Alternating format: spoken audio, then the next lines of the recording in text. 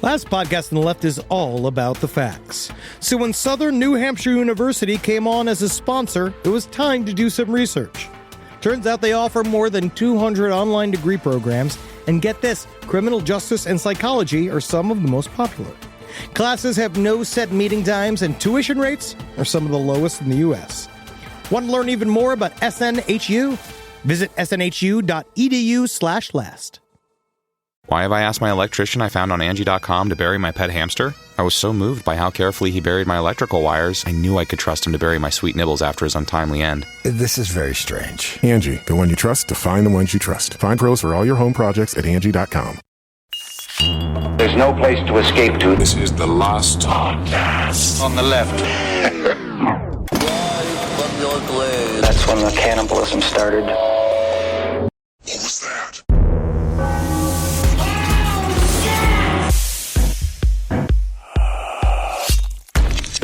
You know what this whole episode made me realize? It's like I'm sad in one way. Yeah. Because your life's a lie. Wow. No, not this carefully constructed, wonderful character that you see. Oh, let me have a sip out of your $3,000 MUFON cup. Hey, I only did it for 5 years. It was only about $1,500. And please, he did it for the polo, not for the cup. And the lanyard. The lanyard was quite good. I didn't even know we got the cup. I don't know where that came from. But one thing I missed about this time period is going back to the world of Art Bell, going back to Bill Cooper, Bob Lazar. These real old heads know how awesome it used to be. But the one thing that keeps coming up in all of my research is what a missed opportunity the Mexican community didn't take during 2012. How during 2012, if they had just, on December 21st, all we need is one guy covered in LED lights, dressed in a Quetzalcoatl-like uniform. I'm saying Mexico's different. Yeah. I'm saying the world's different. You think so? If they leaned into their Mayan-ness, if they leaned into how to, just take the calendar. Okay, the calendar started. Back. Yeah. You take the power back. We're like, no, it's Mexican time now. Now y'all are on Mexican time. They could have done so much stuff with that, but they just don't capitalize on that kind of world-bending conspiracy thought. Yeah, if they would have just wore a bunch of lights and convinced us all that we were dead. Dude. That's all they had to do. Welcome to Last Podcast on the Left, ladies and gentlemen. We're here. Money, man. We're here solving the world's crises. My name is Marcus Parks. I'm here with the man with questionable opinions, Henry Zabrowski. From 1992 to 2012, all they talked about was 2012. Yes. And how No, they talked about Y2K a lot. Oh, yeah, I forgot. I'm sorry. It was mostly Y2K, and then they switched to 2012 somewhere around 2009. Yeah, because it was easy to switch the bumper stickers. You just had to take two numbers. There was so much banking on 2012. Yeah. For all of these theories. There really was. Yeah. I mean, I remember we were very excited. You know, I remember I had my pack of cigarettes because I'd already quit. And I had my pack of cigarettes. I was so ready to smoke my fucking end of the world cigarettes. Yeah. And if I remember correctly, the day came and passed. I did not even notice it because I was too busy working on an episode. Yeah. Completely. Shame on me, and shame on Ed Larson for coming in 10 seconds into the show and already ripping this dickhead to pieces. There's no reason for it. I am a little bit skeptical, but I will say, after we went to Contact in the Desert twice, I believe it a little more, only because I know that there's no money in this. Right. I know that they're all completely broke. That really is the thing that unlocks UFO knowledge. It's like when you get, because there's always this idea that all these people are doing it for the money. They're doing it to get some sort of there's never any money. There's nothing. You should have tried the salmon. I mean, man. It is awful. Painful divorce. Literally no friends, no job, no hiring prospects, bad psychological reviews. Everybody hates you at the DMV. Ufology cores you out and leaves you for dead. Yeah, the only person is your friend is a guy in a galactic uniform on an oxygen tank. Even he's just sitting there being like, I actually don't know if I'm going to get to the Saturn Recon 2025 this year due to my obviously have some form of advanced tuberculosis. They don't know how it came back, but you hear this thing about the Jews? Anyway, they poisoned me from the government. And the reason why we're talking about MUFON, we're talking about Contact in the Desert, is because today we are finally getting around to talking about one of the modern fathers of ufology, as it were. But definitely conspiracy theory and weirdo thought. Mm-hmm. We're going to be talking about a man named Bob Lazar. Well, Bob Lazar is more or less the guy who brought the concept of Area 51 into the larger global consciousness. Before Bob came forward in 1989 as a so-called whistleblower, claiming that he'd worked with alien tech on a top-secret military base in Nevada, Area 51 was mostly something that only hardcore UFO conspiracy theorists knew about. But after Bob did a series of interviews with UFO mainstay George Knapp, best known today for his work on Skinwalker Ranch. And being a fucking awesome ass dude. Fuck yeah, being a bro. Be my fucking new dad. Please take me, George. He looks such great hair. God whip me, shave me, George. Did you get a chance to smell him? I didn't know. Oh, yeah. You gotta sneak up behind him. He smells like newspapers. Yeah. Ooh, I bet newspapers in sandalwood. Yeah, sure. I didn't get that I didn't close to his neck. Yeah. Well, after Bob Lazar did a series of interviews with George Knapp, Area 51 became a large part of the world's collective knowledge about UFOs. Just as the Montauk Project morphed into Stranger Things, Area 51 went from being a place that only the most ardent ufologists knew about to a cultural touchstone. Lest ye forget, Area 51 was the site of the Independence Day speech in Independence Day. It was the central location of the most successful alien invasion movie of all time. Independence Day was 96-97. Bob Lazar's interview was 1989. It was very fast. Well, actually, I didn't even put that together. How pretty fast impressive. that was after. Yeah. Roland Emmerich, who fucking did Independence Day, also 2012. Oh, my fucking God. Where's the damn Mexicans when you need them? By that same turn, though, Area 51 also quickly came to represent the totality of what the government isn't telling us. That's right, Yeah, man. dude. Yeah, it is a physical symbol of distrust towards authority, and it's something that anyone can go and see for themselves if they're willing to take the drive out to the Nevada desert. But that's all to say that the increased visibility of Area 51 was due to a brilliant amateur rocket enthusiast and former brothel owner named Bob Lazar. This makes Bob, whether he's telling the truth or not, an incredibly important figure when it comes to the people who have shaped American culture over the last few decades. And I'm going to say this just as a fellow podcaster, but Joe Rogan really dropped the ball when it came to Bob Lazar. If you really want to know the real fucking shit and get to know Bob, get past his very, very cool veneer. Oh, yeah. You need to go to Art Bell. And what we lost when we lost Art Bell was one of the, I now think about it. Art Bell died, Side Story started. Art Bell had the amazing ability to both hold, I'm making fun of you, and I'm listening to you. He knew how to do the wink, the wonder. He knew how to do it all. And it's a thing that we just desperately need and don't have anymore. Art's interview to me was like so much more informative than the entire documentary that I saw. Unfortunately, yes. Art knows how to do it, and he did it fucking right. And I listened to all 5.5 hours of every single interview he did with Bob. Yeah. You know, my problem with UFO docs is I've watched a bunch for you now. And I like You've watched a bunch for your job. that's not true. You're right. Henry. I do get paid. Winston Zedmore still had to go look at ghosts. He still had to Man's listen. burden. He had to listen to Ray Stantz. But my problem with all of them is it's like not that much information. It's just like dudes walking through the desert with ethereal music and nothing happens. It's why they talk so slowly, because if You UFO... gotta fill the full 90 minutes. Exactly. If UFO documentaries talked at a normal speed, the whole thing would be like, I don't know, half an hour. Then you're done. But they're afraid to get into the full lore because they're afraid to scoop. I feel like a lot of times they're just afraid to scare people away Sure. because they can't handle the fucking heat. Now, Bob Lazar is unlike any other UFO whistleblower or witness that we've covered over the years. While most witnesses are either buttoned-up military men like Charles Hall, the man who interacted with the tall whites, or straight-laced family types like, Betty Andreessen, remember she had the hallucinatory Christian experience, Bob Lazar has a bit of salt and pepper in his background. He's definitely not a bad guy by any stretch, but Bob does have a background that one could call a little shady. And it's one of those great ingredients for a disinformation officer. Yeah. Possibly. You said he owned a brothel. We just kind of moved past that, like you didn't say that. We'll get into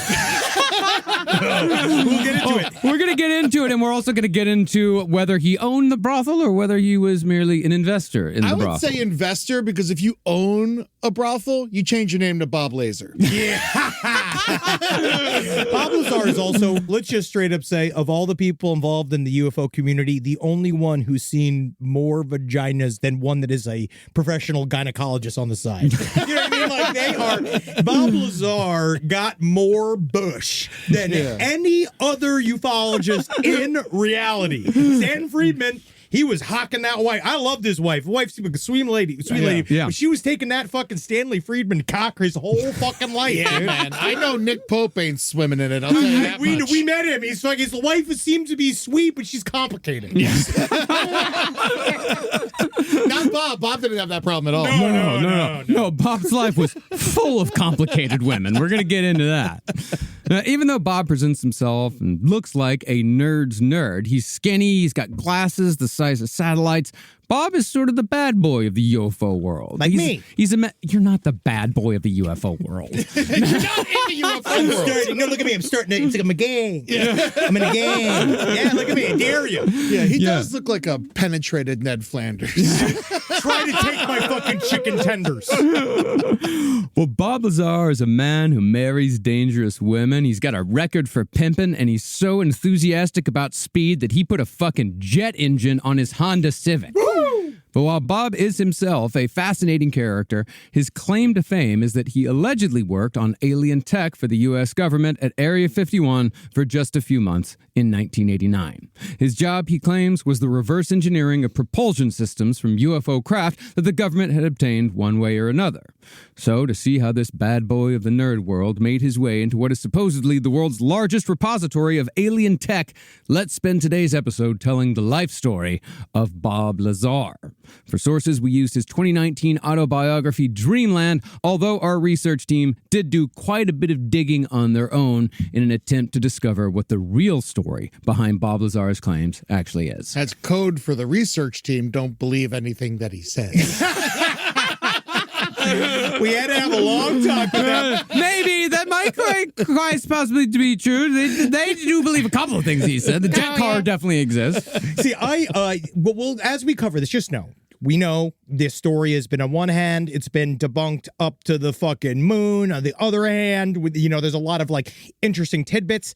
But I think at the very end, there is stories in this that make a lot of sense. And there's stuff in this. There's stuff in this. Yeah. That's real fucking. Remember Orbits?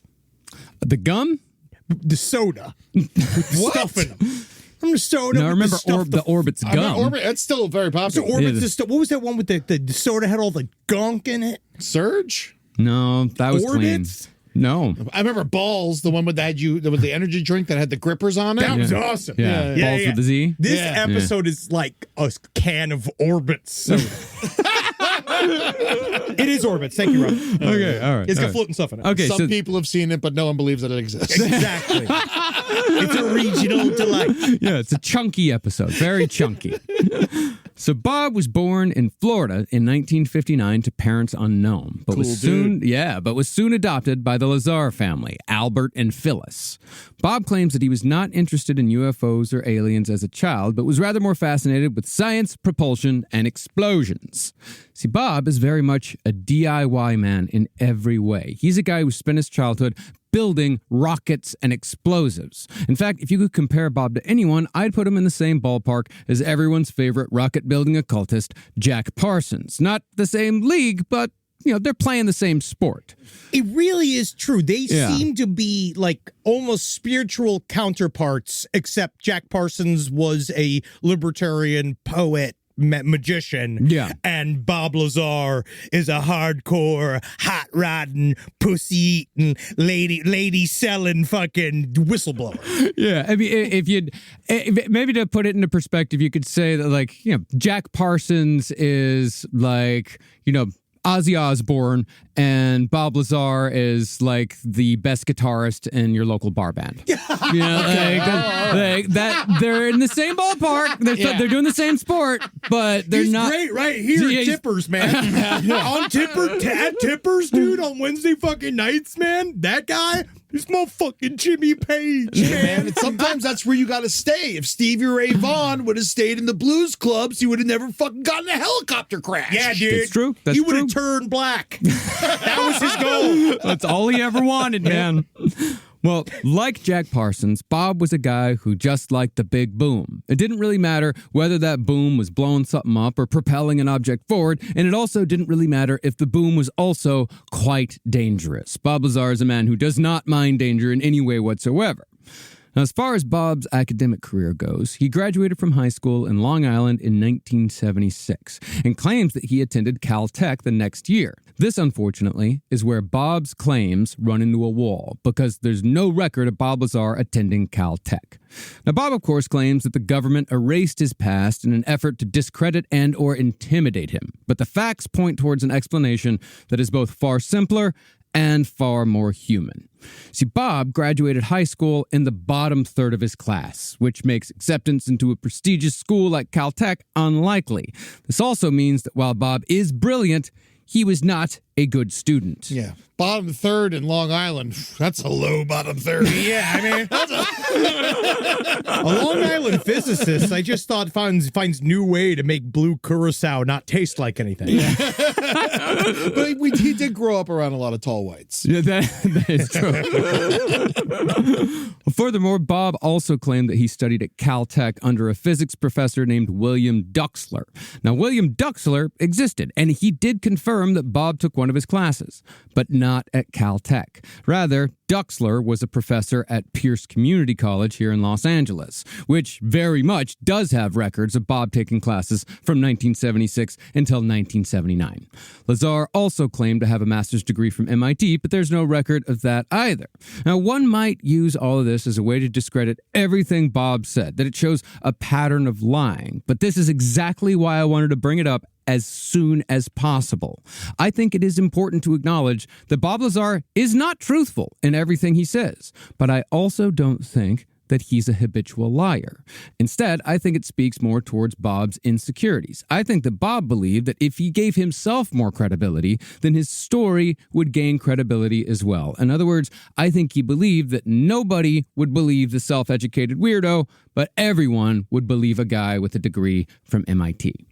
And to me, retroactively, it makes more sense. Is that when you look back and you're trying to explain when everyone's saying like, well, how the fuck were you there working on this UFO? He's like, oh, well, I had to have all these sort of accreditations. Well, you don't realize in the world of the intelligence services, in this world, they do whatever the fuck they want. Yeah. And some of the stuff they like is people that don't have a whole bunch of shitty, dumbass, liberal education dropped into their fucking brains. Because guess what they're not good at? Making big bombs to blow up fucking innocent people in other countries. They just get super butthurt about it because they literally classes where they learn that people cry, that they cry in Europe. Yeah. Right? You're like, they're taught. He thinks in his mind, Bob Lazar is like, let me blow Europe up. Like, that's who you want. And just because he didn't get a degree there doesn't mean he didn't go to classes. I mean, when I went to community college, I used to just like go to like some of the film classes and stuff at FSU to just like hang out and watch.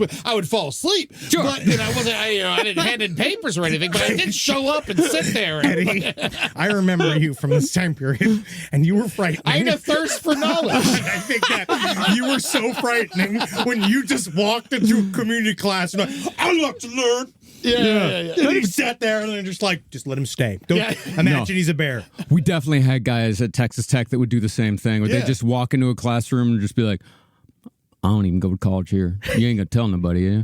Like, No, dude, you fucking hang out. It's like, good. I just like it. I'm like, cool. Fucking A, man. Keep going. I'll see you next week. And then they just one day just suddenly disappear. Yeah. You never know what happened to them. Too much education. Yeah, but they had to go back to their weed selling job. Yeah. Well, that's what I had to do. Yeah, I used to always go to Holden's film class and fall asleep and answer questions. It's great, but I never would have saw Harold and Maude otherwise. So FSU was not a serious place. Well, with Bob Lazar and his education, I think there are a lot of things in his personality that would make him very bad for education but would make him very good for the type of work he ended up doing. He's an extraordinarily independent person. He has huge problems with authority. He's a self-starter. He's a self-starter. But I do think that, he does have that insecurity of I have to give some sort of credence to myself. When in reality, the people who do run these things, we all like to pretend these sorts of things that you have to have a degree and so on, so that these are laws or something. They're not. Jeffrey Epstein was hired to that very, very high end, that boarding school where he first started everything because the guy liked him. Yeah. That's why he fucking hired him. No. It was not because he had any experience or anything. It's because he looked at Jeffrey Epstein and he's like, I like this slime ball. And I'm gonna do it because I can. Yeah. Now, while Bob Lazar was attending community college in Los Angeles, he also got a job at a company called Fairchild Electronics, which is where he was first introduced into the world of high technology. Fairchild Electronics manufactured equipment that utilized something called bubble memory. It's really fun to say, bubble memory. Yeah, bubble memory. Bubble memory sounds like one of those fake things they do to shoes to make them cost more. With bubble memory technology. And as far as our researchers can tell, bubble memory was a technology that peaked in the early 80s and was used most effectively in powering arcade games like Gradius. Bob, however, did make enough money at Fairchild to buy his own home in Woodland Hills, California in 1977. And he also made enough money to begin experimenting with attaching jet engines to vehicles. Specifically, Lazar got a hold of a Gluharef pulse jet engine, which was a simple mechanism with no moving parts designed by a Russian-American who wanted the public to have the ability to make their own lightweight single-passenger helicopters. All of this is 100% true. And we're doing so good with cars. Yeah. I think that we definitely need to add the fourth dimension to our traveling. I gotta say, as a orphan from Florida, I'm very inspired by this. It is it's a dream you could have led. Yeah. Well, the Gluharef engine used propane, and its simple design meant that it could be built at home and attached to almost any vehicle. And so Bob Lazar did just that and actually attached a small jet engine to his bicycle in 1977. How would that work? You'd have to get rid of the pedals. Yeah, otherwise you just rip your legs up. Exactly. Yeah. I think he just needed something with wheels. Yeah. Now, perhaps it's due to the inherent danger of working with explosives, but as it was with Jack Parsons, Bob Lazar certainly spent his life associating with people that society might consider, let's say, disreputable, even though Bob always presented himself as the nerd's nerd. Case in point with Bob was his first wife, Carol Nadine Asher, who married Bob in the summer of 1980. Now, Carol was 17 years older than Bob, which all but guaranteed Bob a salty experience. Oh, yeah. But Carol also had a sordid history prior to meeting Bob that involved bikers, amphetamines, kidnapping, and straight up murder. Yeah, you can say that about the Rolling Stones. Honestly, man. Yeah, you can. She just sounds fucking hot. You know what I mean? That's hot as hell, dude. All that kind of fucking problems, dude. I'm looking at her too. She's cute. Yeah. Can I She see? was fucking cute too. Wow. Pull it over. I can't see nothing. I'm trying to put it up here. See if I can find it. Find it. It's right here. Wait, no, is that one? Is that her? Oh, that's a bad picture of her. Well, that's a bad picture. I can still of see. her. That's I see what you're she's talking cute, about. but she's cute. She's cute. Well, on For a June, murderer. Yeah, she's cuter than Lori Vallow. that is true. Well, on June 12th, 1974, Carol broke into the Oakland home of a man named Dennis Pissarro with a Hell's Angel named Gary Burkett and Gary's wife. All three of them then engaged in activities that would result in Dennis's murder. See, Dennis, the victim, and Gary, the Hell's Angel, had gotten into some arguments and some physical altercations in the weeks prior to this home invasion, and it seems like Gary was hell-bent on revenge. No. the best TV of the 60s was Joni and Chachi. I know the best goddamn series on television was Joni and Chachi. I liked Maude. Oh, now it's time to go. Now it's time to fucking go. I'd like to put in a vote for Mork and Mindy, if I may. That's a fine. That's fine. I'll allow it. And that's the thing. I mean, an Oakland Hell's Angel, that's a rough fucking Hell's Angel. Oh, yeah, it is. So, after Gary, his wife, and the future Carol Lazar broke into Dennis's home brandishing pistols, Carol held Dennis's friend Eugene Day at gunpoint in one room while the Hells Angel and his wife fatally stabbed and shot Dennis elsewhere in the house. Once Dennis was dead, his friend Eugene was handcuffed to a shelf. He was handed a syringe and told to inject himself with it. Rock and roll. Yeah. But Eugene was clever. He did inject a small amount of the mysterious liquid into his arm, but he squirted the rest onto the floor when his captors weren't looking. And when the time was right, Eugene... Something about him was going... Oh, yeah. Oh, ooh, I'm dying. I'm squirt. Ooh, I'm dying. Squirt. When the time was right, Eugene threw a wooden plaque at Carol, which enabled him to escape the house, run to a neighbor, and call 911. Eugene did survive, but surgery was needed to repair the damage done to his arm by this unknown caustic solution in the syringe. Might have been fucking Drano, for all they know. It's whatever got tossed on Ilyan Omar the other day. That was it. It was vinegar. It was honestly, and she went right to punch him in the fucking face. It was kind of cool. No, she's pretty badass. It was great.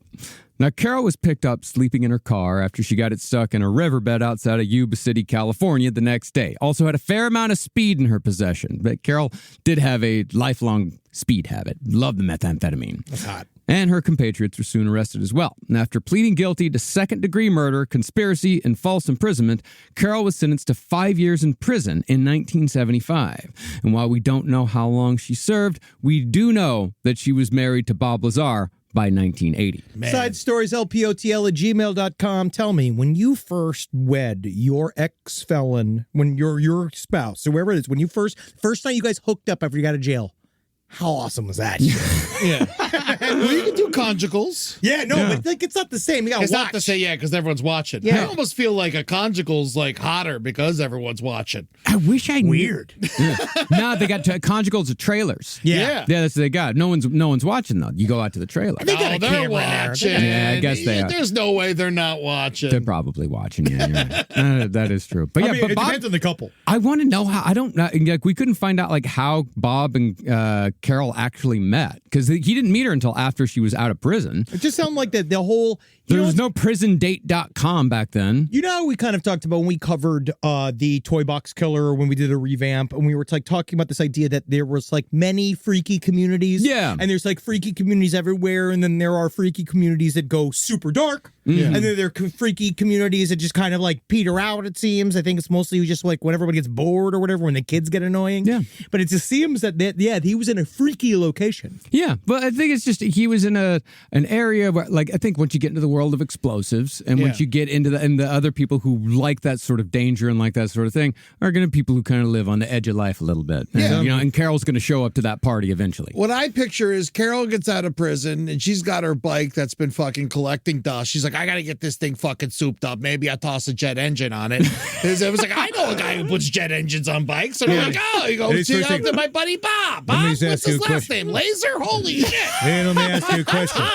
Hey, name's Bob. Just got out, huh? Yeah, I've been out for a little while. My name's Carol. Yeah, I gotta say, Carol, whatever they did to you in jail, they must have done it right. Yeah, they did. Yeah. I got a new hole. Yeah. You know what I like making? New holes. Rise from your grave.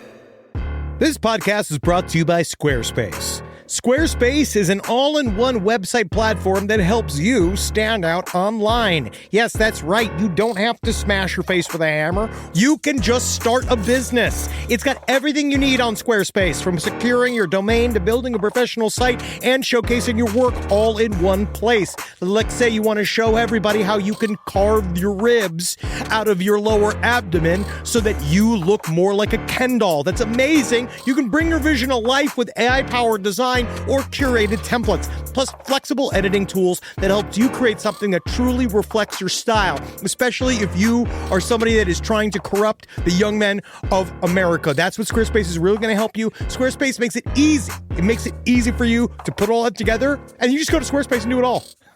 Thanks, Braden. Head to squarespace.com/left for a free trial. And when you're ready to launch, use offer code LEFT to save 10% off your first purchase of a website or domain. Summer means freedom. And for adults, summer means work next to freedom. But thanks to Mint Mobile's summer sale, it can almost feel like the work is playtime for the adults. Right now, all of Mint's plans are $15 per month, even unlimited.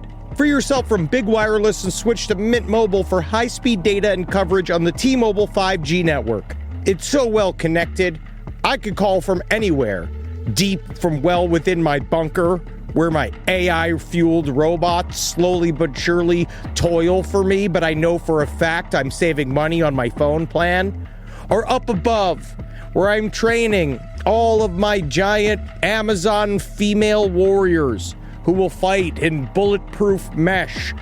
Also, honestly, Mint Mobile's really cheap and it's really reliable, so you should use it. To get your new wireless plan for just $15 a month, go to mintmobile.com/LPOTL. That's mintmobile.com/LPOTL. Cut your wireless bill to $15 a month at mintmobile.com/LPOTL. That's it. There's no catch.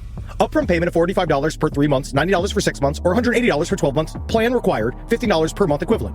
Taxes and fees extra. Initial plan term only. Greater than 50 gigabytes may slow when network is busy. Includes up to 20 gigabyte hotspot. Capable device required. Availability, speed, and coverage varies. See mintmobile.com. If I think about where we were 20 years ago, and I think what we would use to protect our space, it would mostly involve bayonets, weed whackers, and assorted diesel-fueled dune buggies that we'd use to spread pollution so thick it kept the other improv comedians from stealing our material. But now, SimpliSafe has made all that so much easier. Using SimpliSafe here at the office has revolutionized our ability to use diesel-powered dune buggies for good, and not for chaos. Think about what your home security system does as an intruder approaches your house. Sits, waits, not much, just waits until the window breaks and then it goes, oh no. But then you get some kind of alarm and a notification. What if the whole point was to stop the chain events before it even happened? Unlike traditional security systems that'll only alert you after a break-in is already underway, SimpliSafe is designed to help stop intruders before they get inside. It goes into their mind and makes them think of why they're doing this. I remember when we didn't have real security and all the podcasters were outside begging for our takes, begging and scratching like a bunch of weasels. Now I can see them 25 feet away, and I can spray them with fire extinguisher liquid and stink gas. Not that it would make them smell any worse than they already did. SimpliSafe helps me lord over them all. SimpliSafe has been protecting your world for 20 years. Celebrate their anniversary with us and save 60% on your new SimpliSafe system at simplisafe.com/LPOTL. That's 60% off at simplisafe.com/LPOTL. Plus, when you order, write in our show name in the How'd You Hear About Us survey in order to let them know we sent you. Don't forget, there's no safe like SimpliSafe. Now, Bob claims that he spent the years after he got married to Carol obtaining a master's degree in physics from MIT, but we know that isn't true. What we do know is that Bob and Carol moved from California to Los Alamos, New Mexico in 1982. See, out of all of the explosives that Bob loved in this world, none were more fascinating than nuclear blasts. And as we all know, Los Alamos was where Robert Oppenheimer and the rest of the Manhattan Project constructed the world's first atomic bomb. So while Bob may not have earned a degree from MIT, he did, in fact, get a job at the Los Alamos National Laboratory in New Mexico in 1982. He is on record for having worked there for 8 months. And we know that means means he had some form of clearance. So that already being done, the fact that you got some form of top secret clearance allows other levels of top secret clearance to be easier to get. Well, I don't know. Did he get top secret clearance? Because not all of these places require top secret clearance. Well, there's certain things that you're like, but then you find out certain things are you just you get like a certain level of clearance just to sort of be in there. Civilian clearance. There's certain things you have to do. There's certain well, obviously it goes all the way up to the top. Yeah. And I think the way it works is just like you start on the very bottom level, which is the way he's described it. He does describe it accurately. You hang out. A janitor? Yeah, well, he was working on apparently he was working on particle accelerators. He was doing the stuff that he said he was doing. He was working in propulsion and that style of stuff. Okay. But it would be secret. Yeah. Now, Bob claimed that he didn't like working for the federal government because they wasted money and supplies. But ironically, his idea of protesting against this waste was indeed quite wasteful. Bob said that he was a bit of a prankster at Los Alamos, so one day when he was bored, he asked a custodian for several large trash bags. Bob inflated those trash bags with excess helium discharged from a particle accelerator, then tied them off with tape used to seal hazardous materials. The tape read, "Danger, radiation," in big scary letters. Bob then released the helium-filled bags from the top of the hill that the laboratory was on and watched as the bags floated towards the town of Los Alamos below, a town that was, not surprisingly, quite vigilant when it came to radiation. I bet super not into pranks about it either. It is objectively funny. It's objectively it's a good prank because eventually the bags landed and deflated in the parking lot of McDonald's, which caused quite a stir. Police were called and Los Alamos was questioned, but while Bob didn't get into any trouble, I think he may have proved with this story why he only lasted 8 months at Los Alamos National Laboratory. Doesn't seem like a place that appreciates a prankster. Yeah. I would also like to place attention upon the idea of Bob Lazar as prankster. And that prankster doesn't necessarily mean liar. No. It means somebody that likes to have fun at other people's expense. And Bob Lazar is at the very core of him a prankster. Yeah. Like, I view this as it's like Jackass fan. He's a guy that likes to fuck with people. And so this is it's a part of his personality. Yeah, he's the ufology's community's Ashton Kutcher. Now. Yeah. But when those bags landed at McDonald's, that's when they got the idea for Grimace. Oh, cute. Oh, I thought Grimace was a blob of old blood. No, radiated trash. Oh, wow.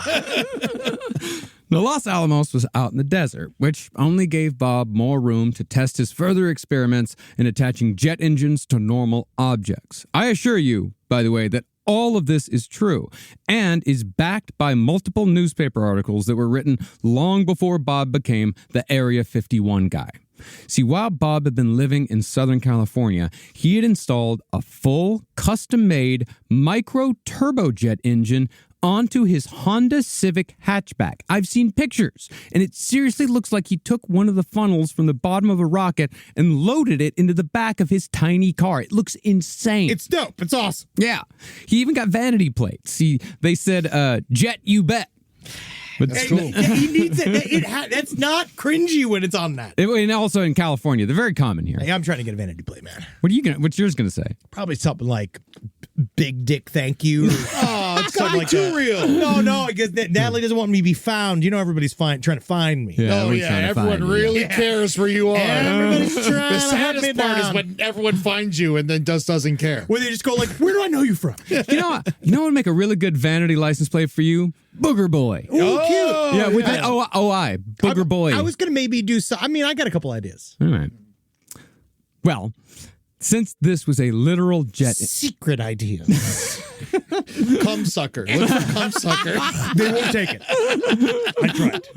Well, since this is a literal jet engine attached to a Honda Civic, it was, of course, incredibly and obnoxiously loud. Going off of a 2021 study that measured the sound of an engine comparable to the one Bob had custom made, the jet that Bob affixed to his Honda Civic would have produced at least 120 decibels, which is right around the level that causes physical pain to humans. Hell yeah, man. Fucking awesome. So what was ZZ Top at, man? 128? Yeah, dude, their beards or fucking their hair, man. Local cops, however, thought that the car was neat, so Bob never got a ticket for noise or for speed. And this thing truly worked. Bob had installed fiberglass air scoops on the top and the sides of his Honda Civic to keep it on the ground when he activated the jet engine. That's how powerful it was. It would have lifted itself off the ground. He would have lost total control. That's awesome. It ran on propane and kerosene and only ran for 30 seconds to a minute at a time. But when Bob took it out to the dry lake beds and got that Honda Civic up to 90 miles an hour, he'd flip the jet engine switch and take it to 200 miles per hour. Man, yes, Hondas are just built different. Dude. They are. They really are, man. This is why the CR-V is a far superior automobile. And the RAV4 could suck our collective penises. Okay, it's not a good car. A Toyota. If you want to send your car into the center of the U.S. government, get a Toyota. That's gonna fucking that thing. Well, you could drive that through so many banks, so many fucking walls. Really good. Since the car was so loud and unique, I really can't stress enough that it was just a fucking massive conical jet engine shoved into a hatchback. The local newspaper, the Los Alamos Monitor, ran a story on Bob Lazar and his jet car in June of 1982, where all of this shit was witnessed and verified. When asked why he made the jet car, Bob said simply, quote, "There's no real reason except for going fast." Hell yeah. And while the car did go incredibly fast, I think that this jet car really does show that while Bob might not have earned a degree from MIT, he was still a genius who had the chops to work on mysterious technology. You know, you say that, but I don't think a genius puts a jet engine in a car. Geniuses, a maniac does. Remember, geniuses are all about coulda, not shoulda. Yeah, a genius gets someone else to drive it. Well, you're talking about an executive producer. Now, the jet car is central to this story, not just because it shows that Bob Lazar has provable scientific bona fides. This is actually the point in the story when we finally begin to turn slightly towards UFOs. See, the day after the article about Bob's car was published, Bob Lazar attended a talk at the Los Alamos facility hosted by Dr. Edward Teller, the father of the hydrogen bomb. According to Bob, he was walking to the lecture when he happened to bump into Dr. Teller. Bob began gushing about Dr. Teller's contributions towards creating one of the most destructive bombs in existence. But Dr. Teller suddenly broke in and said, quote, "You're the man with the jet car. I know you. You're the man with the jet car." Also, if you don't know, he's Hungarian. He would be more like "You're the man with the jet car." Oh. Yeah. He's based the character Dr. Strangelove. It's based on Teller. Yes. Wow. And also, the Edward Teller is the guy that came up with the concept of we would use nuclear bombs against hurricanes. Wow. Wow. Yes. He could be a fucking alien himself, man. Why else do you think his initials are E.T.? Fuck yeah, baby. Also, did you know there was a legit plan this is a real plan that Edward Teller was spearheading, and it almost happened. In 1958, they were trying to create new ways to bring goods and services, new import and exports into Alaska. So he had this proposed idea to use 6 hydrogen bombs to carve out a harbor in Alaska. Just blow a hole in Alaska. It's like all coastline already. Yep, and they were just going to blow it in. They were going to blow in a harbor, and then what they decided is that they did listen to, obviously, everyone was there, all the people that were living there were all like, but this is our home, this is where our ancestrals are, and blah, blah, blah. And they didn't care, right? Because they were like, no one's going to be here anymore, you know? And then they said, but it was the money ran out.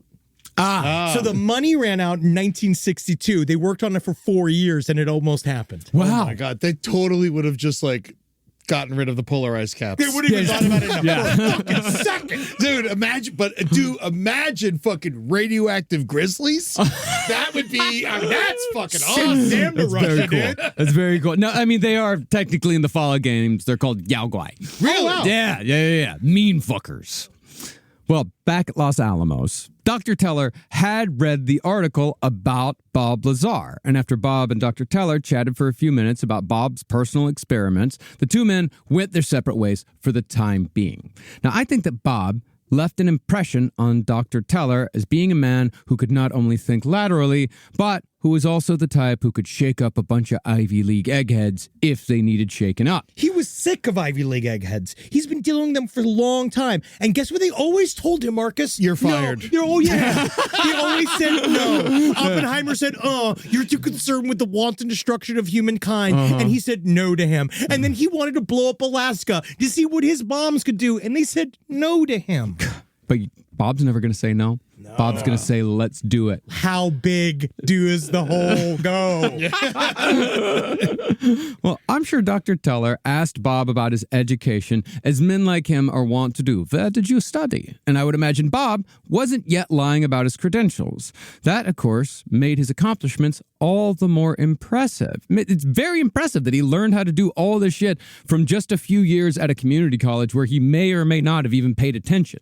He's essentially self-taught. Yeah, this, I think, if it is indeed true, is what made Bob Lazar the perfect person to invite to Area 51 to possibly reverse engineer what could have been alien tech. But as we'll see, while Bob's personality made him a DIY genius, his personal life is what held him back.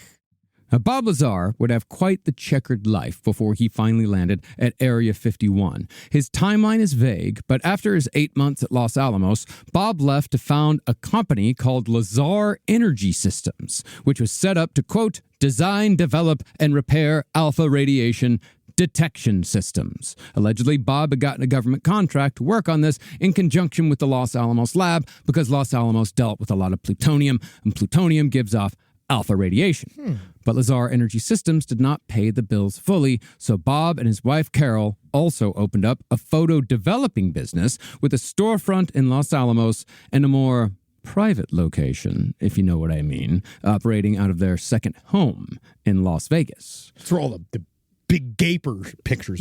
Oh, that's nice. You really spread them open. Yeah. Bob's big ol' Lazar. Yeah, it's Bob, but the O is just an anus. And that's his wife. That's his beautiful wife. Well, the reason this isn't known, of course. This is me speculating, but the reason why I think that they may have been developing private pictures in a more private location is because somewhere during all this frenzied business founding, Bob and Carol also financially invested in a brothel in Reno called the Honeysuckle Ranch. The Honeysuckle's tagline, perhaps the best in the business, was more honey for the money. That's why my dad loves Reno. Yeah, he does, dude. I bet your dad met Bob Lazar. There's a chance. If they needed shelving at the Honeysuckle Ranch, my dad would have sold it to them. Yeah, where are they going to put all the looby? Right? I do believe that photo developing. Very alien friendly. It is, but also photo developing is one of those, we joke about, we always said about how Polaroid cameras have seen more murder and rape than any single soldier ever. Yeah. That's kind of, in my mind, like photo developing is like a side project for anybody involved in the most twisted shit. Well, I mean, it's Bob Lazar could, if he is indeed involved with like some shady people, like it does pay to have a guy. Of course. I got a guy like, oh man, I can never get these photos developed. Like, I got a guy, he'll do it for you. And those old girly papers that you used to get, right? Because they used to like kind of what you'd see in Twin Peaks. Flesh World. Yeah, there was stuff like that where they'd have girl pictures in there. So I imagine if you're a girl's manager, that's a nice way to say pimp. Mm-hmm. If you're her manager, what you do is you'd probably want to get her some good 8x10s. You'd probably want to get her in some lingerie, and then you're going to want to do that all on your own, right? I don't know that from experience. You worked at a photo lab. I did.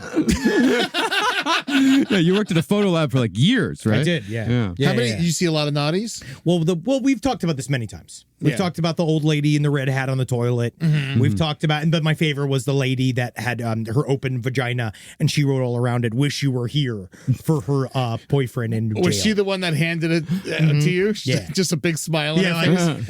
I'll take it on Tuesday. Take one for yourself. Yeah, and I was just like, no, thank you. This is a bit advanced for me. Now, the Honeysuckle Ranch had already been open for 30 years by the time Bob and Carol got involved. Bob claimed that he bought it outright for $1 million and left Carol in charge of the day-to-day operations. Definitely. It does, however, seem like the more likely scenario was that Bob and Carol were merely investors in the Honeysuckle Ranch, and they used the honeysuckle as passive income. They were angel donators. Yes. Yeah. But Hell's Angel donators. Ooh, yeah. fun. Sadly, though, Bob hit a big rough patch in 1986. His wife, Carol, who was, as I said, 17 years older than Bob, she'd been hiding a pancreatic cancer diagnosis from Bob for months. So rather than wait for the cancer to take her, Carol took matters into her own hands in April of 1986. While Bob was out running errands one day, Carol pulled their car into the garage of their Los Alamos home, closed the door, and slowly died from carbon monoxide poisoning. The story, however, is a little more complicated than Bob makes it out to be when you compare all the government records surrounding it. See, Bob implies that Carol knew that she was going to die and therefore propped up an employee at their Los Alamos photo processing lab named Tracy Merck as Bob's new wife. Oh, wow. That's so nice of her. Yeah, you see it all the time in Grey's Anatomy. You know, like a wife is dying and, they're setting up like, oh, don't. I want you to promise me that you're not gonna live alone. Promise me you'll find love again. I just feel like when I'm dying, Natalie ain't touching anybody. Yeah. No one's touching anybody. No one finds love again. Mm-hmm. Yeah, my last act in alive is just going to be adopting like 20 dogs. Now you'll never find love. Well, Bob claimed that after Carol died, he allowed some time to pass before he did indeed marry Tracy Merck. There is, however, a marriage certificate between Bob Lazar and Tracy Ann Merck recorded at the We've Only Just Begun Wedding Chapel in Las Vegas. That marriage certificate is dated April 19th, 1986. Carol's death certificate, meanwhile, dates her death 3 days after Bob's wedding to Tracy, which means that this might have been an embarrassing or admittedly extremely complicated chapter of Bob's life that he might have wanted to paper over a little bit. Murky waters indeed. Carol Lazar, honestly, that's a fucking real man. Mm-hmm. Right there. Huh? What? Carol Lazar's a real fucking dude. What are you talking about? Killed a Hell's Angel, robbed a bunch of people. Well, she killed with a Hell's ran Angel. a brothel. Yeah, fucked her life, fucked for her life, right? Then fucking like a real man, gutted cancer, didn't tell a goddamn soul, and then offed herself. That's fucking awesome. Dude, that's what dudes do, man. It's hard. It's hard for a person to do, man. Sure. I mean, half of that shit didn't happen, but fine. Whatever. She's good at that shit, dude. She took cancer and she's like, yeah, I'm cancer's sick of me. Yeah. Does anyone think that Bob killed her? No. Okay. No. There's no suspicion whatsoever under Bob. Like No. there's nothing crazy here. It just seems like the story was probably very, very complicated. What and their sounds life like- was very, very complicated. Yes, it's more like, did she commit suicide and then he ran off with this chick, or was he already sort of, while his wife was sick, was he setting up a cheating thing with another woman, and then did he marry her, like kind of like, oh, I thought we were separated, and then she committed suicide? We don't know. Yeah, we really don't know. It's just the dates between the suicide and the marriage are they don't line up with what Bob says they are. Again, it's complicated. I could say if she found wedding certificate, that might lead her to doing something harsh. She would be angry. I'm just surprised she didn't kill him. She was lucky she didn't shoot him in the fucking head. Well, if that's indeed how it happened, there might also have been some sort of agreement between all of them. There might have been something where Carol's like, go be happy, go do it. I'm not going to last too much longer anyway. We don't know. Did Joe Rogan ask? He said, literally, he's the worst interviewer who's ever fucking lived.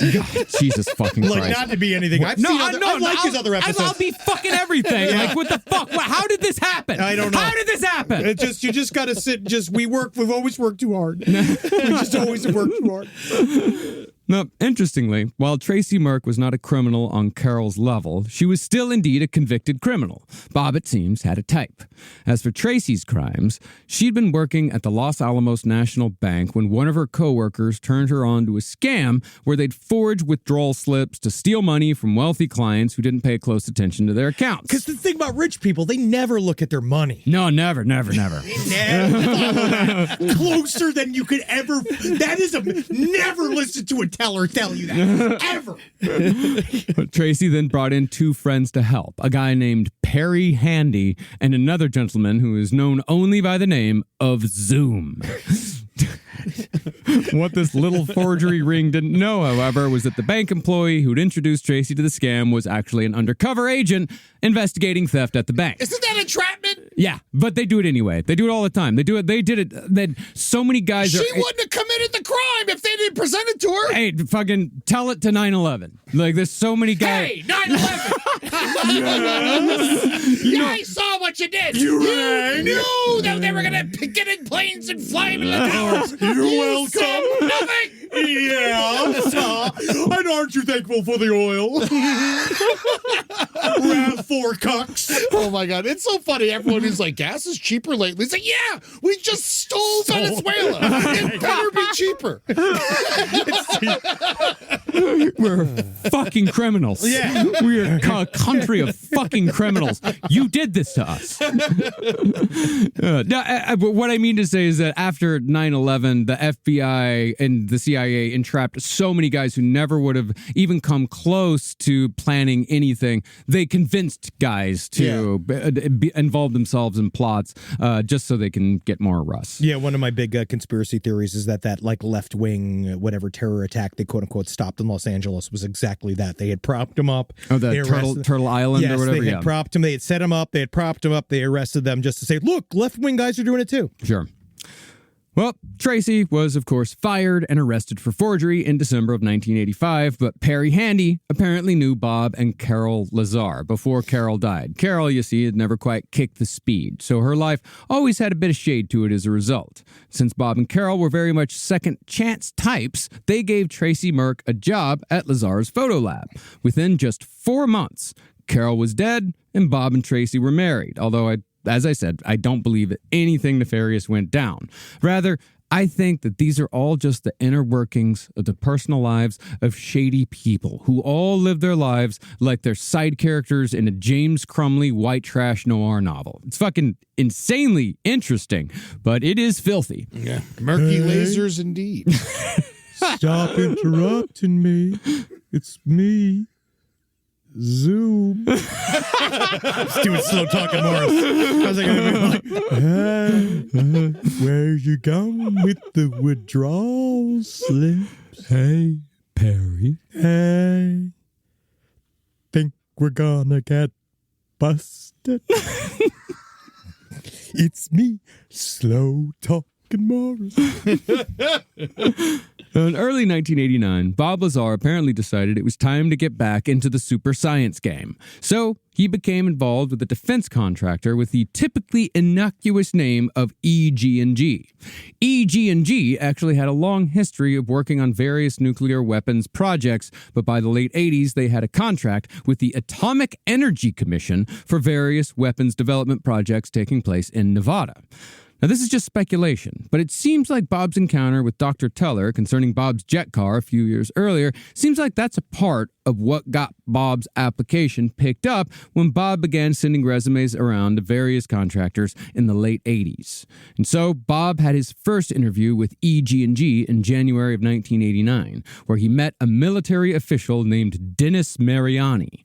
Dennis would go on to act as a kind of government chaperone and intermediary for Bob as Bob navigated the world of extraterrestrial technology and everything that supposedly came with it. Now, Bob thought that the first interview did not go well, but when they brought him back for a second time, EG&G allegedly told him that he was actually overqualified for the position for which he'd applied. That's amazing. Yeah. I've always been holding out for management. Instead, EG&G thought that Bob would be a good fit as a senior physicist in what they called the Special Projects Division. Now, Bob, of course, jumped at the chance because, in his words, EG&G had a long and successful track record working with the biggest of bangs, nuclear weapons. And so Bob took the job and was eventually told to show up at McCarran Airport in Las Vegas, where a plane would take him to EG&G's Nevada test site.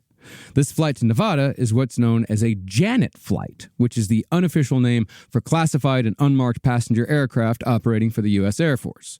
Locals near EG&G's Nevada test site joked that Janet stood for just another non-existent terminal, JANET, because the government routinely denied that the site even existed, even though planes were constantly landing and taking off. And if you're flying in and out of Vegas, you know this does exist and you see them. They are planes, they're white planes with no numbers on them. They have an orange line traced around their middle, and they don't have any demarcations on them. And when normally, like you see, like it's kind of amazing. If you land early enough in Vegas and you see them loading those planes, it's like the maids and the people working at the commissary, and there's all these people. So you see this like line of little old ladies lining up to go up onto these flights to take them into like all of these like top secret fucking areas where they're the janitors and the people that work at the food court, and they're the people that do all the stuff that it's not, they have to have top secret clearance, but they don't see any of the stuff. I just had an epiphany. This is why Henry likes Vegas.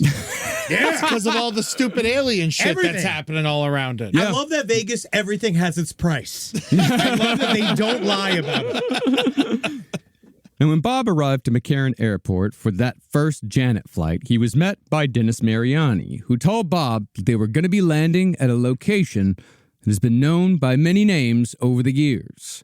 They've called it the Skunk Works, Watertown, Paradise Ranch, Dreamland, and Groom Lake. But to the public, this location will always be known as Area 51.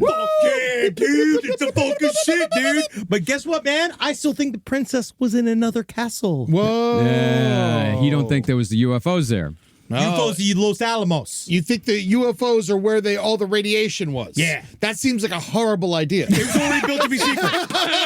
Los Alamos makes sense only just because it was a literal city built to hide secrets. Yeah. So it actually kind of makes sense that you could hide bigger objects inside of Los Alamos. But doesn't Area 51 go down like half a mile? We don't know. I thought we do know. We don't know. Not really. No, you're just thinking of Independence Day.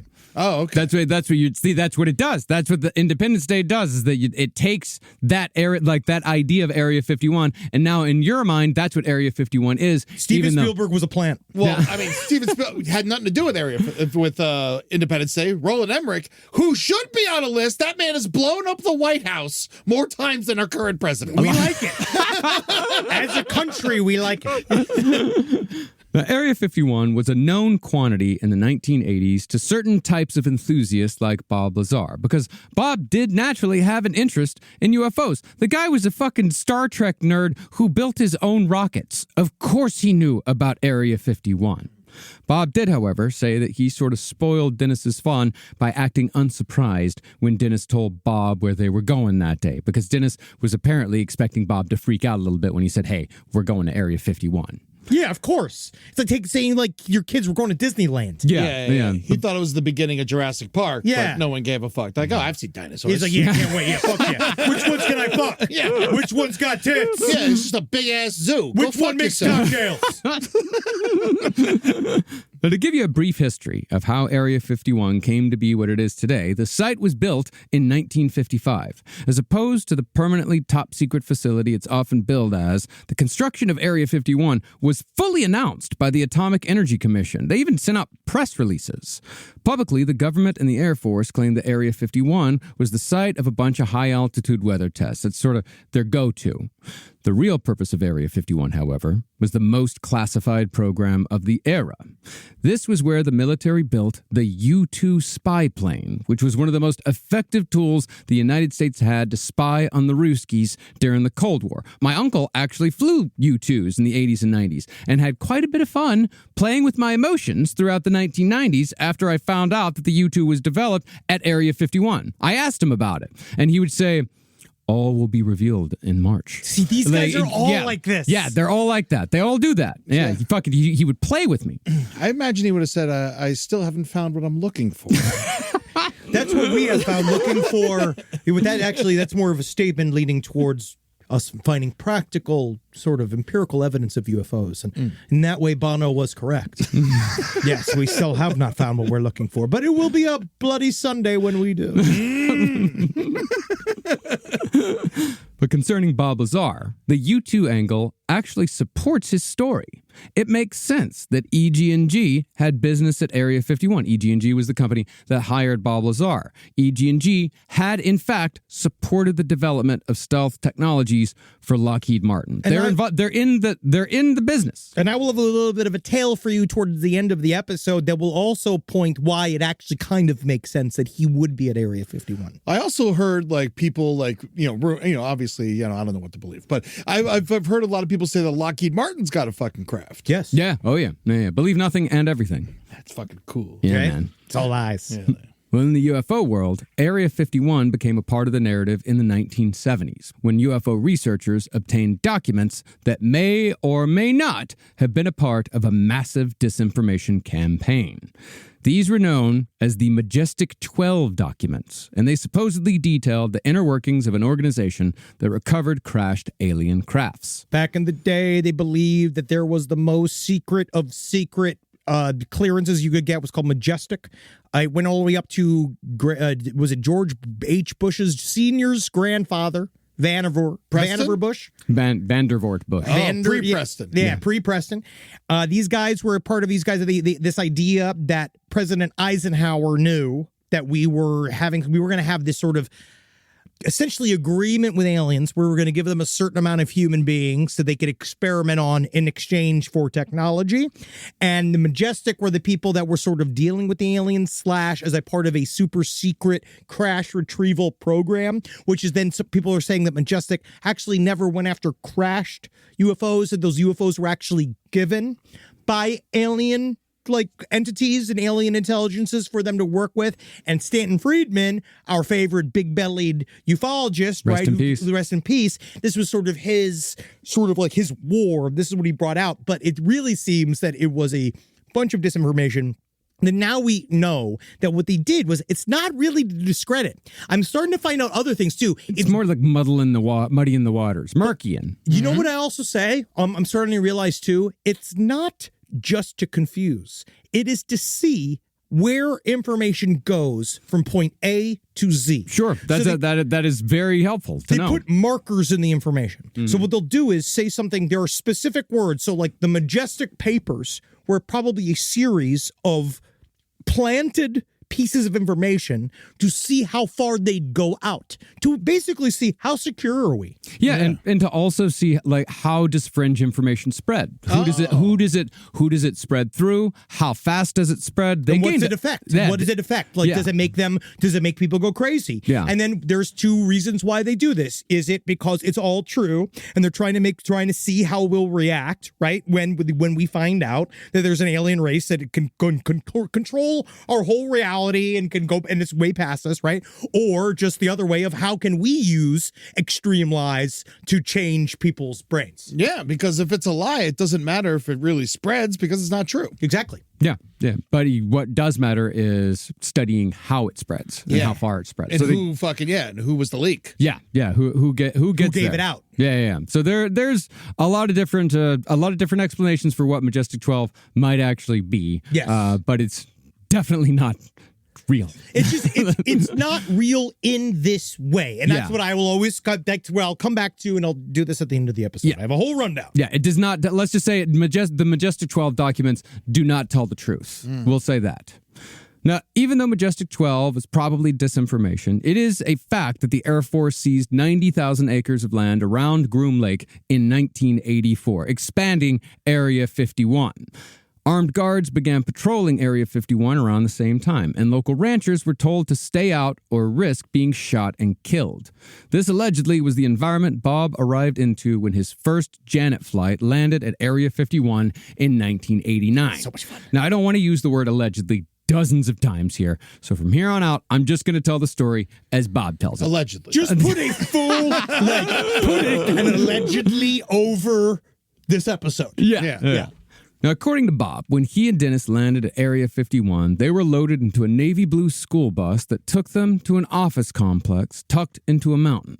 This complex, Bob would later learn, was known as Area S50. S4, and it would be here at S4 that Bob would claim to work on alien technology. Now, Bob pedantically maintains that he technically didn't work at Area 51 because while S4 is within the Area 51 compound, Area S4 is actually 15 miles south of what would be officially considered official real Area 51. You're not helping, Bob. It does make it sound more real, though. It does. It does. But even so, Area S4 was suitably creepy.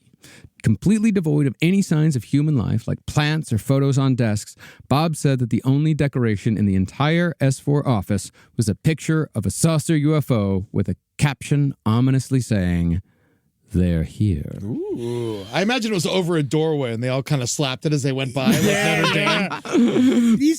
These guys are all just so it's like God knows what's real and what's not. God knows. Yeah. Now, Bob's first day at S4 was spent doing paperwork for his hopeful security clearance. Majestic, which you mentioned. Majestic clearance was 22 levels higher than what any civilian was supposed to be able to get. That's Q clearance. But Bob was still annoyed at the whole process. He called it a pain in the ass and felt that the people in the room who were giving him these insane privileges were too self-important and arrogant. He said he made jokes during the process to knock him down a peg and amuse himself, but he only gave one example of one of his jokes. He said that when Dennis took his photo for his ID card, Bob said, quote, What? No say cheese.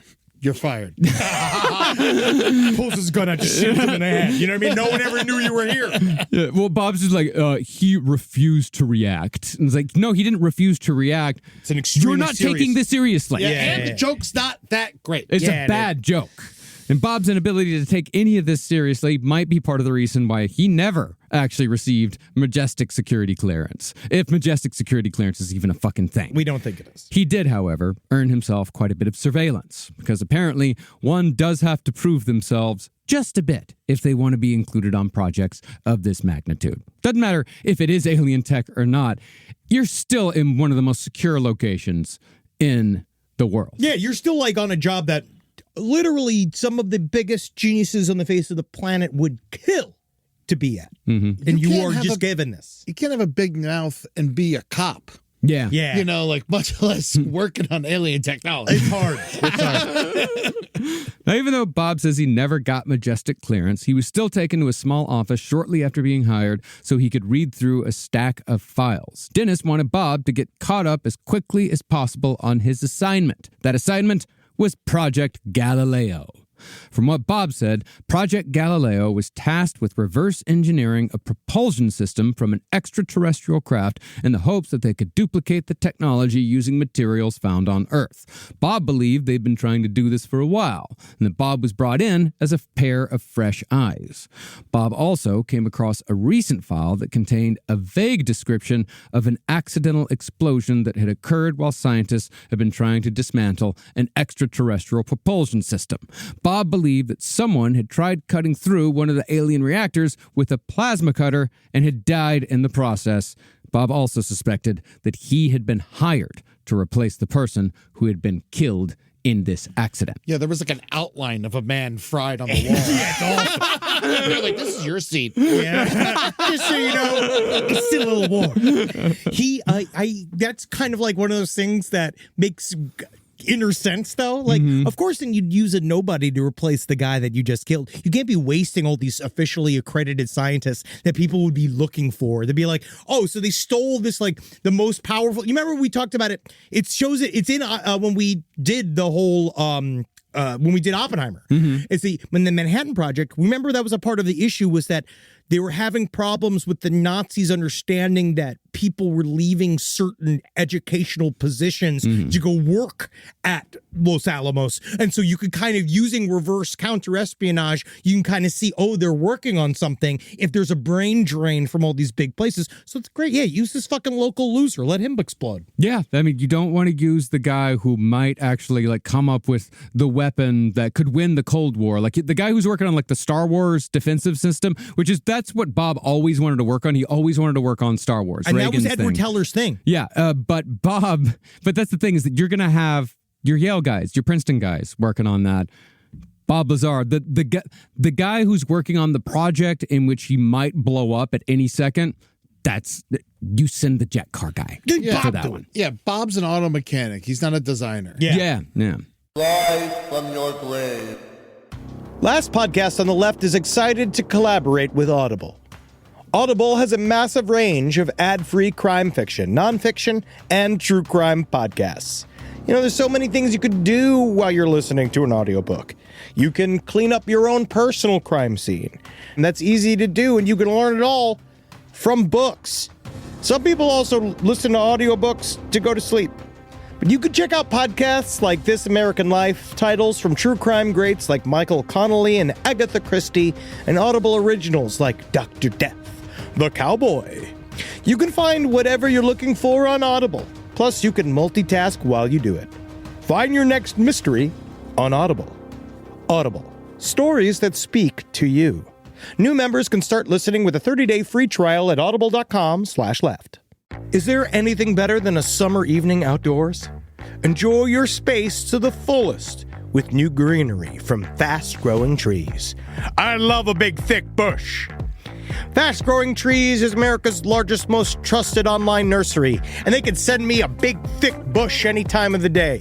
It arrives at work. It arrives at my car. I can pinpoint on a Google map where it is. Send me a big, thick, brown bush. And they send it immediately when they have it, because sometimes the shaver comes to town.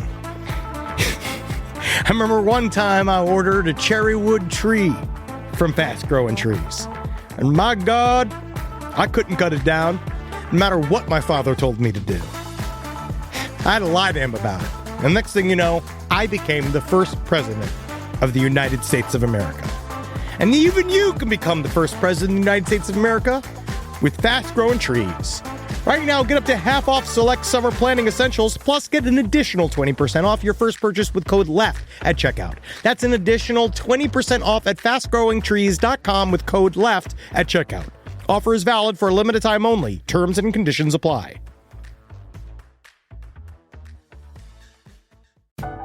This is a paid ad by BetterHelp. It's so important to remember with the busyness of the holidays, every holiday, Arbor Day, that day about the planet, President's Day. There's so many things to adapt to in this life, you know, and it doesn't follow a perfect plan. God, ruins the whole weekend. But therapy with BetterHelp, the world's largest online therapy platform, it can be a space to pause, reevaluate, and adjust to any unexpected changes. With over 30,000 therapists worldwide, BetterHelp is one of the leading online therapy platforms, having served millions of people globally. BetterHelp makes it easier to fit therapy into your routine. You're in good hands, too. BetterHelp therapists have at least 3 years and 1,000 hours of hands-on experience, and hold all required education, training, and certifications. It's easy to do, and the help is better over there. You don't have to navigate life's changes alone. Sign up and get 10% off at betterhelp.com/lastpod. That's betterhelp.com/lastpod. Now, Bob was not explicitly told that he was working on alien tech. He did note the use of the term extra-terrestrial while perusing the files, but Bob presumed that it simply referred to something beyond his security clearance. That opinion, however, changed when Bob learned about the compartmentalized divisions working on the alien tech. While Bob had been assigned to propulsion, he learned that there were other teams working on other aspects of the technology, although these teams were not allowed to work together, share information, or even communicate with one another. As far as the other divisions went, Project Looking Glass was tasked with dealing with the materials the alien craft was made of, while Project Sidekick was looking into the weaponry. Well, Project Looking Glass is also that was what brought us the chronometer at some point, not the chronovisor. Oh, really? Yeah, Project Looking Glass, that was one of the big things. So that means that... one of the big results of the chronovisor. Okay, yeah. So Enrico Fermi and Werner von Braun were also involved in Project Looking Glass? Oh, yeah, absolutely. They were in charge.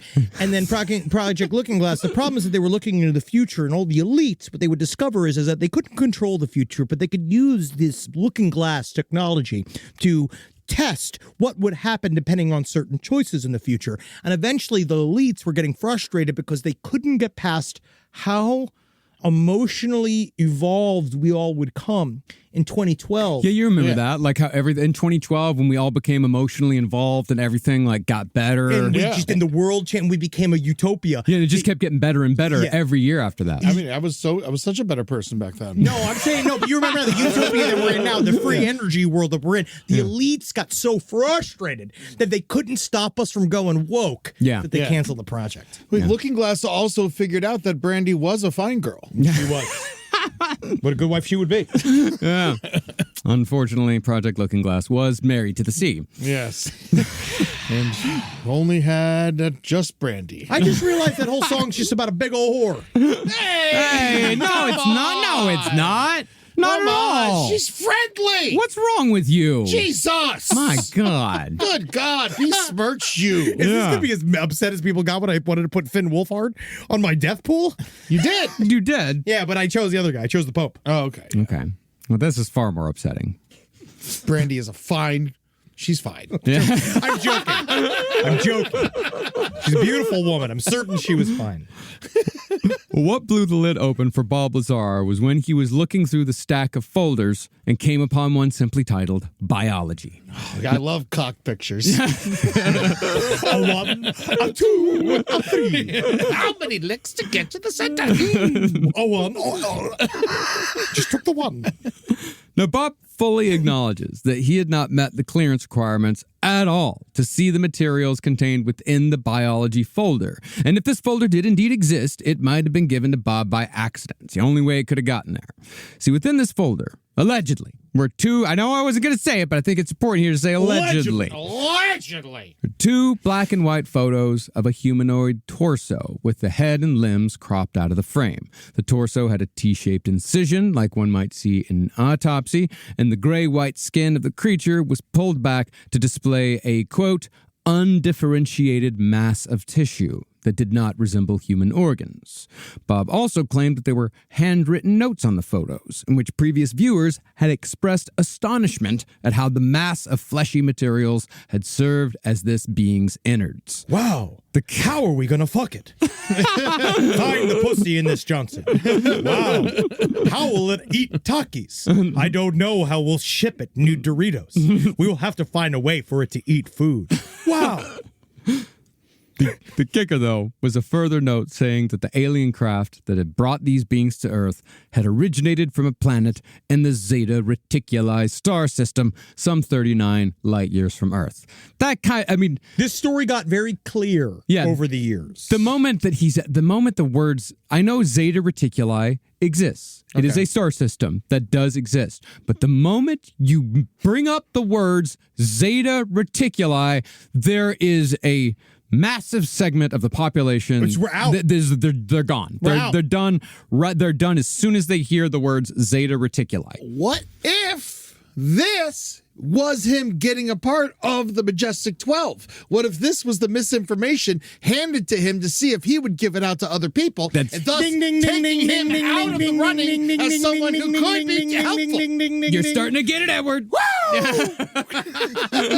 You're starting to get it. Well, think about this, right? Imagine, again, this. We're always going to say it. From the world of this is totally real. You have a UFO in a hangar. You don't know what it is, right? Let's say what you've done now is that's mysterious and just easy enough as it is. But just saying we have some mysterious new craft, that's a way that can be flipped a bunch of different ways. So you Xeno him. Yeah. You Xenu the motherfucker. You hand him a bunch of fake information and say, now what do you do? Now, like, okay, so we told you all about it's all aliens. Yep, this is all aliens. Definitely not stuff we've made. Definitely nothing we stole from Russia. Yeah. It's all aliens. Yeah.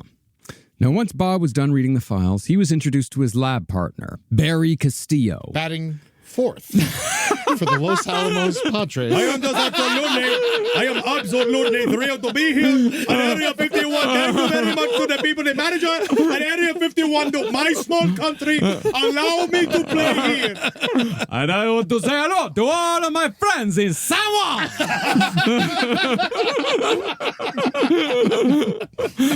Barry Castillo more or less told Bob, like, yeah, you're here to replace the guy who got killed fucking around with the alien reactor. But in the end, Bob says that he and Barry bonded because, wow, I didn't. It's all in there. Yeah. We're standing on the shoulders of San Francisco Giants. It's an asterisk. Well, he and Barry bonded because neither one of them were military. Once introductions were made, Barry showed Bob the technology that they were supposed to reverse engineer. They threw him in the deep end day one. Basically, the mechanism that they were working on had two parts, an emitter and a reactor. The emitter was a pewter-colored cylinder about the size of a garbage can, totally smooth with no seams or bolts. The object they called the reactor was also pewter-colored, but it was more of a half sphere, about the size of a basketball sitting on a plate. Sitting on top of that sphere was a smaller sphere that could be removed like a cap. And to demonstrate what the object could do, Barry removed the cap and placed a small copper-colored triangle-shaped disc under the smaller sphere, then put the cap back on. Barry then turned on the reactor and told Bob to try to walk towards it. Bob was surprised to find that he couldn't even approach the object because an unseen force was pushing him away, as if he and the reactor were two magnets of the same pole. This, Barry explained, was the whole function of the reactor. Basically, the reactor produced anti-gravity. It pushed itself away from any object that approached it. This technology could be harnessed to produce a gravity well, in which a spaceship uses the power of gravity to pull itself through space rather than how we do it, which is pushing the craft forward with rockets. Yeah, the analogy he used was if you have a bunch of billiard balls on a bed and then you throw a bowling ball in the center of it, all the billiard balls will go towards the bowling ball. I'm the bowling ball. You're the bowling ball. Tootsie's a billiard ball. I'm the guy pissing on the bed. But no, the idea is that you create like a hole in gravity, so it's like falling. Like you're creating an artificial like scenario where the UFO is falling at the speed of gravity. But then because gravity is an entirely different force, it also creates a sort of reality bending kind of atmosphere around the object that bends light, which means why you can't see it half the time, and also why it has that weird wobble. It's because you're like looking at a thing that's kind of like we can't see it. Light is not getting through the thing around it. Well, basically, the idea with the bowling ball is that, if you drop a bowling ball on a mattress and you push on another point in the mattress, then the bowling ball is going to roll towards that point. Yeah. Gotcha. And the point that you're pushing down, that's the gravity well itself. So basically, the gravity well, like you create a point in which the object is constantly being pulled towards it at incredible speeds. Okay. Which that's supposedly how this technology, this alien technology worked. That is how the gravity is essentially fuel. Yes, exactly. Now, Bob claims that on his second night at Area S4, his military handler, Dennis, took him to a hangar to give Bob a better idea of how all this fit together. In that hangar, Bob saw several cylindrical UFOs, but these all had American flags on the fuselages. Dude, I always thought that's how Game of Thrones should have ended. Yeah, a bunch of fucking flying saucers with American flags. And everyone just comes out with fucking AR-15s. Oh my fucking god, dude! That's exactly how that should end. Like it's like all of a sudden it's just like Ted Cruz with all these like robot soldiers just being like, "Sorry guys, I just brought hate to Westeros." Y'all got butter here? Yeah, butter. My daughter loves butter. Oh, the weather's bad. I gotta get on a plane. When Bob walked close enough to these cylindrical UFOs to touch them, a security guard yelled at him to step away. Now, even though Bob's access was limited, this was groundbreaking stuff if they could figure out how to make it work. And it was Bob's job to figure out how both the emitter and the reactor function so a different team could replicate it for the American military. Reportedly, they were racing against the Reds, who were trying to do the same thing with the UFOs that they had supposedly recovered. How many times? We're always in competition with others. Pay attention to yourself. It's not the American way, not in the 20th century, my friend. I know. We're in the 21st century. Find your 26 years into the 21st century. That's cool. Yeah. Yeah, man. I love the future. I'm old as fuck. Yeah, you are. Nah. You're sick, too. Just by looking at you, I can tell. Well, to start the project, Bob and Barry figured that they'd first try to figure out what the triangle-shaped discs were made of, because those were obviously the reactor's fuel source. If you figure out what fuels these things, then that's your first step towards reverse engineering. Now, Bob took some scrapings from the triangle, but could not identify the material as any known Earth element. He even sent it to Los Alamos Labs. They couldn't identify it either. So Bob named it Element 115, because at the time, there were only 113 elements on the periodic table. Now, since the 1980s, elements 114 through 118 have been synthesized using particle accelerators. Element 115 is now known as moscovium. Bob, however, is pretty attached to referring to his element, the one taken from the disk, as Element 115. So he more or less ignores the existence of moscovium altogether. I looked up moscovium because I never heard of it, and it said it's useless. So I agree with Bob. We don't know what it's supposed to. It's just there because we can construct it. The periodic table is elements that can hold together stably. So certain areas of certain very, very base elements can do it. We know that we can make it sort of for parts of a second, it can hold together. And it's extraordinarily radioactive. And what he's trying to say, which is there's no scientific basis for, is that there's something specifically special about element 115, that when it breaks down into element 116, it emits a gravity-like aura, which no other thing does. Okay. Yeah. Now, after 2 months at Area S4, Bob and his lab partner Barry had made no progress whatsoever on their assignment. So they talked to Dennis to see if they could get some information on the other projects, like Looking Glass or Sidekick. And Dennis did not fulfill their request, but he did take Bob and Barry to investigate an actual flying saucer held in an Area 51 hangar a few days later, which is arguably far better than what they asked for. Oh, yeah. Now, according to Bob, the craft they were allowed to inspect was plain and smooth all over, as if it was made from a mold. Bob was even allowed inside, but he said that the ceiling was too low for him to stand up straight, and the chairs were obviously made for beings that were much smaller than the average human. Bob also didn't see any seatbelts, restraints, switches, dials, or displays, but Bob also said that he was only allowed to see 2 of the craft's 3 levels. All I know is if the aliens were tiny and hairless and in these things, I think I'm looking at Ariana Grande, Cynthia Erivo. Yep.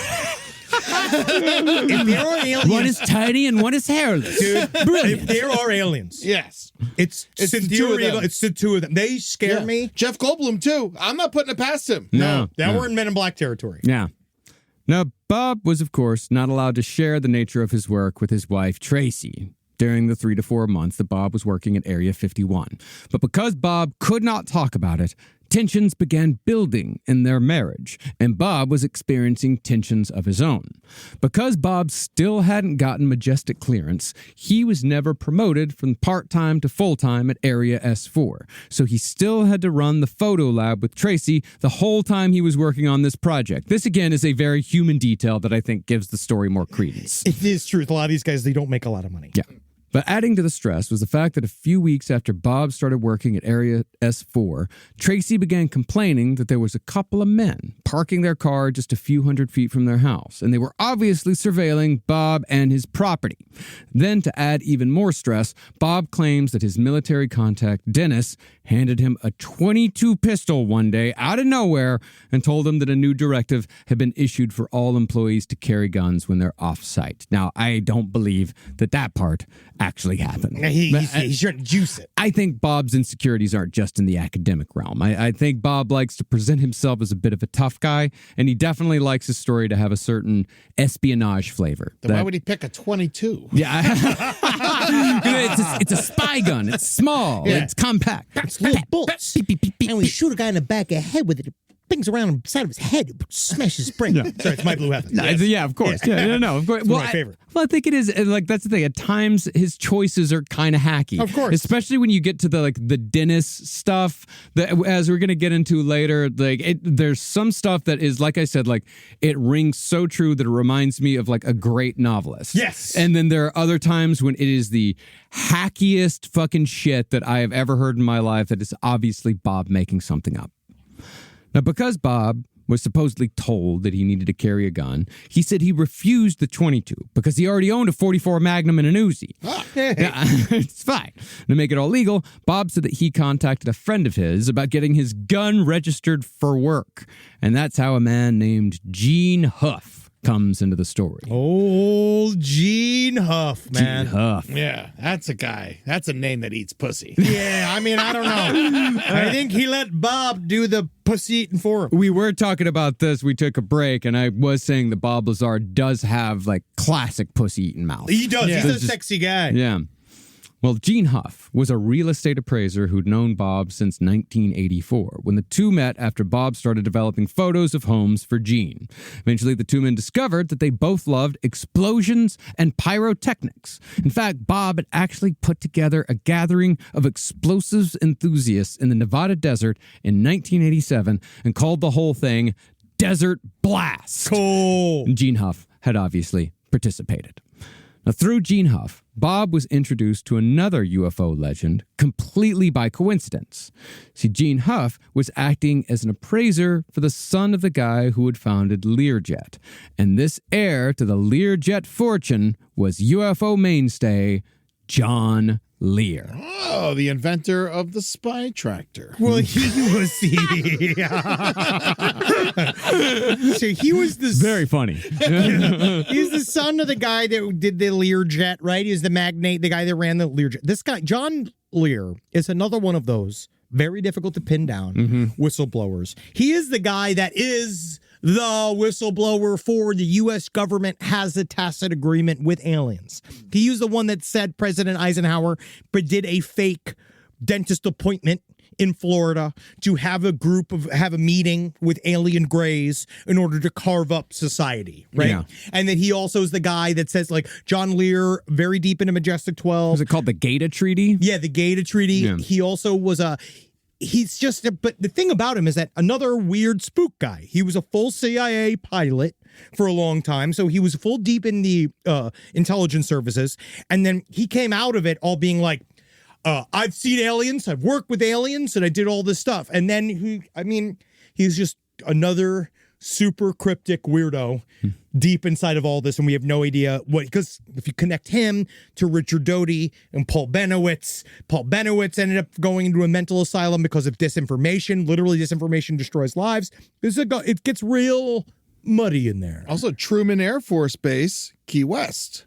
Yes. And there's Key West, great place to hide shit. No one's down there. That's true. It's cats. Lots of toes on those cats. How do they have so many toes? Maybe they're from Zeta Reticuli. I don't believe you anymore. Now I don't believe you. You've lost me, sir. I don't believe you, sir. He's lost you, but he's found me. Wow. So a little bit of a cat, but that was before Netflix has been asking us to do a little market research on listening for cats. Pets.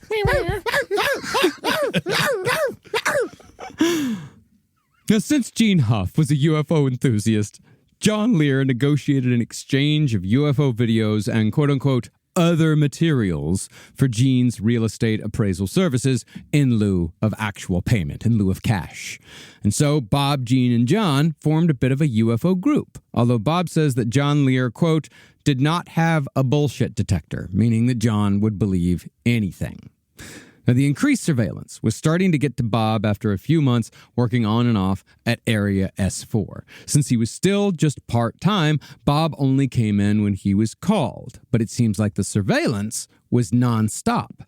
After being followed around for months, Bob said he came out of the gym one day to find that while the doors on his Datsun 280Z were fully open, and those are the doors that go up, not the doors that go up, not the doors that go out, they go up. Yeah.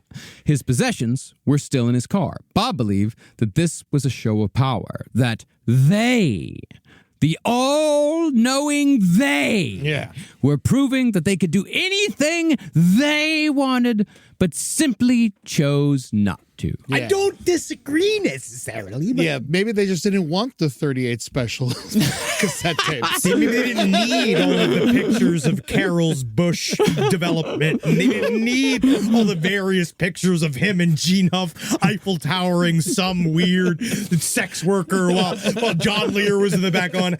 They don't need any of that. Maybe they were like, this is gross. Oh, thank God I can't make it through Wednesday morning without hanging on loosely. I just can't make it through. I'm so happy. They took my fucking Credence tapes. And so Bob started thinking that because of what he knew and what he had seen, that it was very possible that he could wind up in the Nevada desert with a bullet in his head and a fabricated suicide note left at home if he wasn't careful. He then, of course, spent the next few weeks being incredibly reckless. See, after a few months, Bob got the feeling that his time at S4 was coming to an end. He wasn't getting called in anymore, and he only received one paycheck the whole time he'd been there for a little under $1,000, which also rings true. Contractors out there, people who work with contractors and people who are freelancers, you know how hard it is to get paid. Yes. And in Bob's mind, because things were winding down, he figured he might as well show his friends all of the UFO test flights that happened every Wednesday night at around 8 p.m. out in the Nevada desert.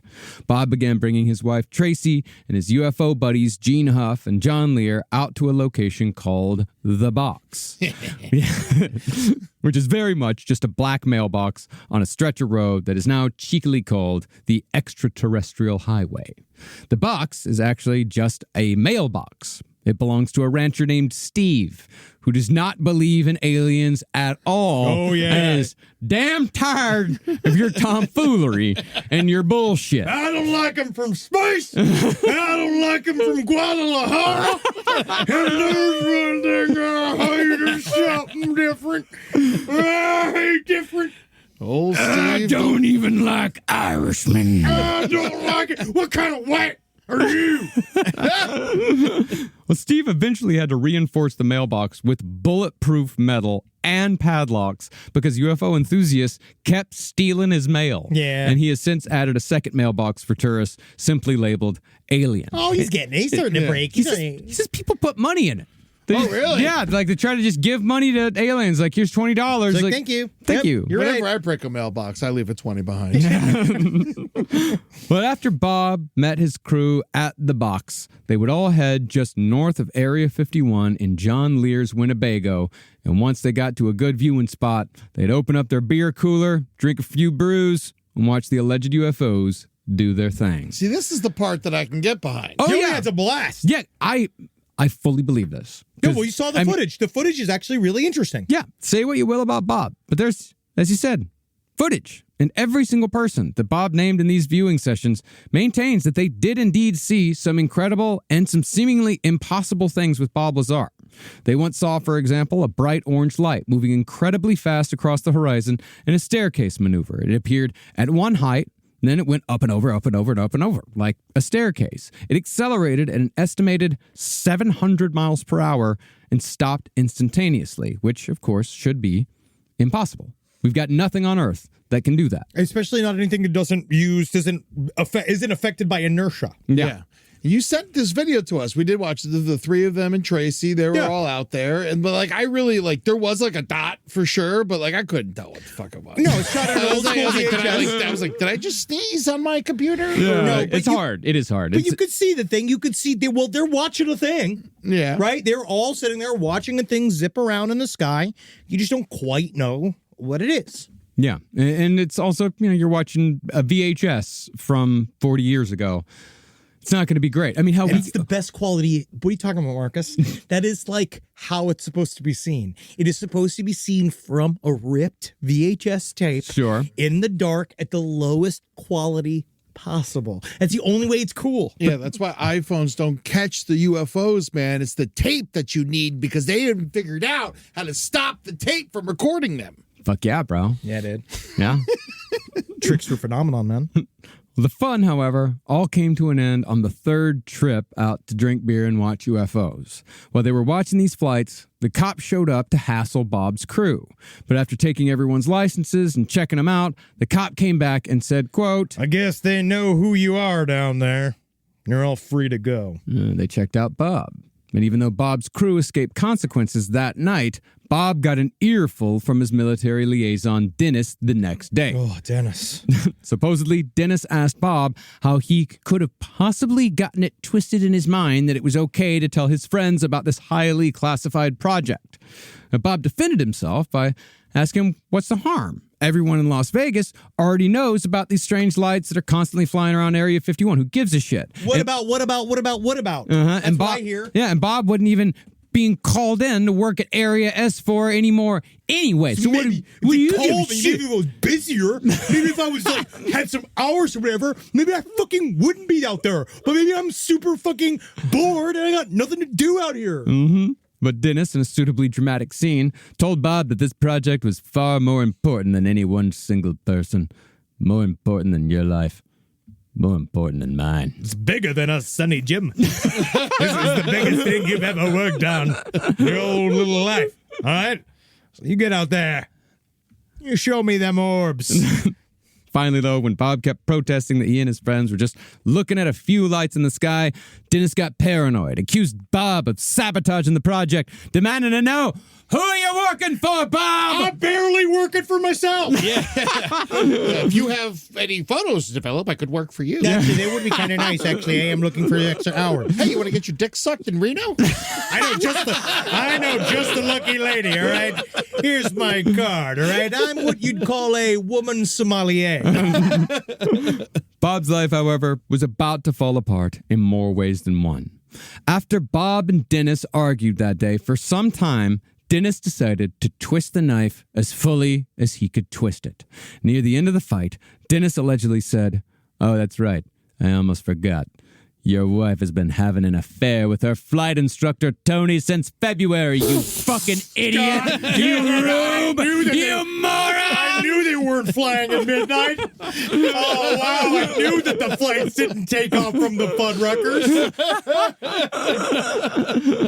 Dennis then handed Bob transcripts of every call between Tony and Tracy. Take a look. It's right there for you. And it became apparent that Tony and Tracy had been meeting every time Bob was working out at Area S4. You man to tell me, son? Should I've been living a lie. I've been living a lie my whole life, yeah? Well, I'm just a cuckold. I'm just a cuckold. I love cuckold and Jimmy Stewart. I'm just a cuckold here. Now, Bob was, of course, bummed about the affair. But he was almost more bummed that his wife's affair was most likely, in his estimation, why he never got Majestic clearance, and therefore why he never got a full-time position at Area S4. That actually is true. They do hold your family against you. They go and they research your family. If you work in the intelligence services, they go and research your family. And if you have two wild card of a family, you won't get certain clearances. Yeah. Of course not. Yeah. But that's the thing. You won't get the clearance, but Jimmy Carter can still become president with Billy as his brother. It's amazing. You got to be president. That's the thing, is you got to beat. That's what our wise president learned. You just got to be the president. Then you can do whatever you want. Yeah. I don't think Bob could have had a Hunter Biden in his life. No, wow, though. He's the Hunter Biden. Well, as Bob put it, a man whose wife is cheating on him is likely to find out at some point, and he's likely to be emotionally unstable as a result. And so Bob went home that day after talking with Dennis, and he confronted Tracy. Tracy justified her affair by saying that he'd been ignoring her ever since he'd gotten his mysterious job with EG&G. Bob then left, and with nowhere else to go, he went where every man in the UFO game eventually ends up, one way or another. He went to stay in his buddy Gene's doomsday bunker until things worked themselves out. It's a very comfortable couch down there. There's light. I have some rations. We have this map of what the United States will look like after Civil War. Yeah, I got a towel, but I don't have a washcloth, so you're on your own there. Yeah, it's okay. Don't worry. I wash with my hands. I'm one of those soap bar to skin guys. Right? I can see that with Bob Lazar. Yeah. No loofah. No loofah at all. Yeah, just the soap. All right, remember, we're in a bunker, so if it's yellow, let it mellow. All right? If it's brown, choke it down. You're going to eat that, all right? You're going to get a septic tank. Well, unfortunately, though, things were permanently severed with Tracy, and Bob and Tracy separated in May of 1989. So no matter what actually happened at Area S4, Area 51, Tracy was fucking Tony. That was true. That was true. Was not a conspiracy. That was very much reality. Yeah. And if you go to Contact in the Desert, you could know that everyone there who has a wife that wife is getting laid happily at home. No,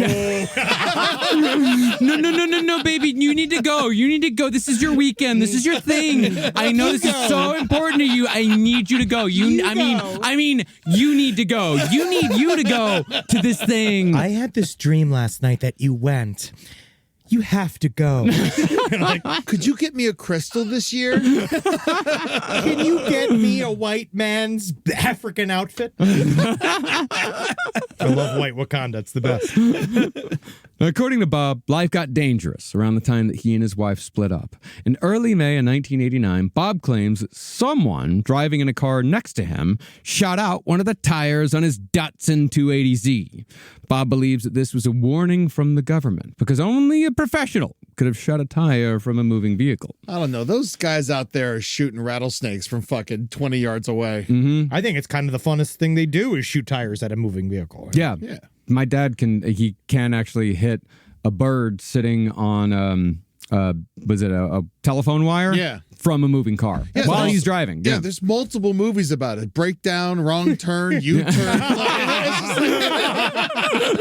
Is this whole story falling apart right now? Well, Bob claims that this incident is what convinced him to go public with what he knew about what was happening at Area S4 and Area 51 at large. See, Bob's friend John Lear had already done a TV interview outlining everything he knew about UFOs with everyone's favorite Nevada news anchor, George Knapp. Yeah. God, I'm not even going to... KLAS-TV, George Knapp. That guy, that motherfucker, y'all know, George Knapp, he does the work. That's a real investigative reporter. You can't say jack dick about George Knapp. George Knapp is an actual journalist. And so John Lear put Bob Lazar in contact with George Knapp. George Knapp agreed to do an interview with Bob on the local news that kept Bob's interview hidden. Now, George and Bob did not fuck around because Bob's first appearance was May 15th, 1989, just a couple weeks after the alleged shooting incident. It was also, however, not too long after Bob found out about his wife's affair, and one could definitely draw a few conclusions from that timeline. But even so, I do believe that George Knapp has a very good sense of people, and George believed that Bob Lazar was telling the truth. We definitely believed that he was going to go and dig up what he could. Yeah. And I think that he liked Bob. At the very least, I believe that he thought that there was some truth to George's story. Well, I do, to Bob's story, and I do believe that to Bob's story, yes. And I do believe that I do think that there is too, but we'll get into it. Now, to be the slightest bit cheeky, Bob appeared in his interview with George as a shadowy figure in a car using the name Dennis. It was a little nod to his military contact. A bit of a fuck you. Hey, that's the car that I shot at. Yeah, he appeared in his extraordinarily rare Datsun 280Z. No one's gonna recognize the car with the doors that go up.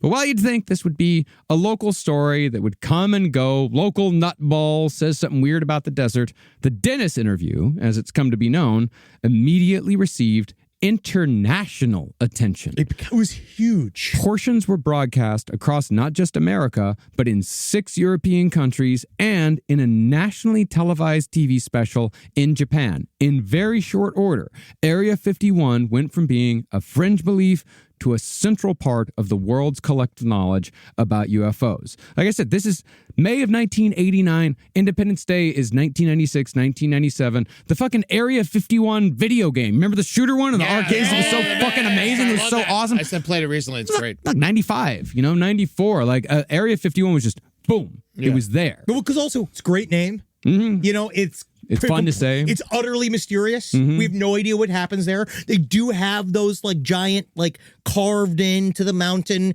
that's real. That is Lockheed Martin. Real. Yeah. And it's like one of those things. When I first heard of Area 51, I felt like I had heard about it my whole life. Of course. Yeah. It makes sense. Yeah. Especially after the Manhattan Project. It makes a lot of fucking sense.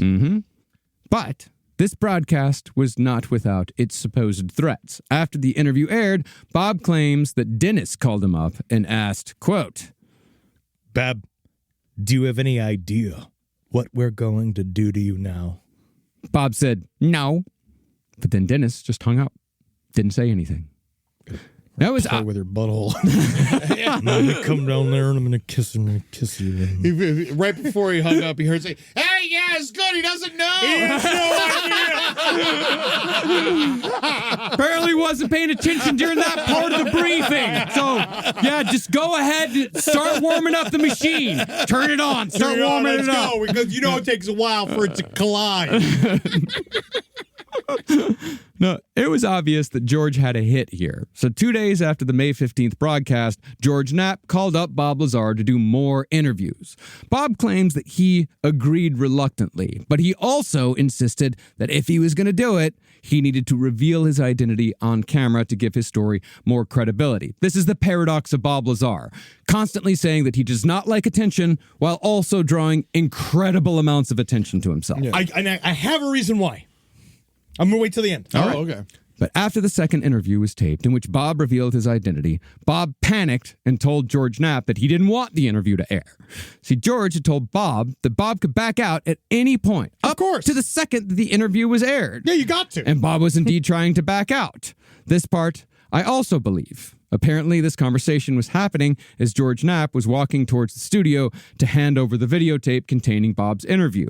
And when George told Bob, hey, you're just getting cold feet, this interview needs to be aired, Bob full on tackled George and took him to the floor in an attempt to grab the tape. Yeah, George! And George was like, I could see him standing like a pugilist where he's like doing that, like the Bob Barker punch. Oh, they were rolling around on the floor. And George is holding the tape just out of Bob's reach. I'm stronger than you, Bob. Don't fuck with me, Bob. I'm stronger than you, Bob. He said, we're doing the right thing here. We're doing the right thing. Just calm down, Bob. Just calm down. It's just cold feet, Bob. Listen, breaking everybody's gonna be upset, okay? And eventually, George won. And as George handed over the tape to be aired, Bob reportedly just sat on the floor with his head in his hands. But in the end, George was right. He had put together a 5-part series for KLAS TV called UFOs, the Best Evidence. And he wisely waited until part 5 to fully reveal Bob Lazar's identity. This is a showman. Now, they did discuss the fact that none of the schools or workplaces that Bob claimed to have attended or worked at, they did discuss that there was no record of Bob anywhere. But interestingly, this is a part this is where you kind of get into like, these are the things that are true. Although the Los Alamos National Lab initially denied that Bob had worked there, they did eventually admit that Bob had been employed there for a time through a contractor. It's fascinating that they tried to deny it, right? Yeah. It's kind of interesting that they were like, they didn't just kind of like explain more. They were like, yeah, I find that interesting. So you're telling me the Alamos didn't remember? It's not their job. We have to remember them. And furthermore, Area S4, it's a real place. It ended up coming out that it was a real place. It did exist. An FBI agent that Bob knew by name, a guy named Mike Thigpen, he also confirmed that he worked on Bob's security clearance. Bob's friends also, as I said, they confirmed that they went out to the Nevada desert on 3 consecutive Wednesdays where they saw strange lights that they could not explain. So there is some stuff here. Like it's not like Montauk Project where it's fucking nothing. It's just entirely fake and it's just a fun story. Like with Bob Lazar, there's shit here. Like there is a little bit of substance. Yes, and then we'll find out later too. He was raided by the FBI. All these things did happen to him. Yeah.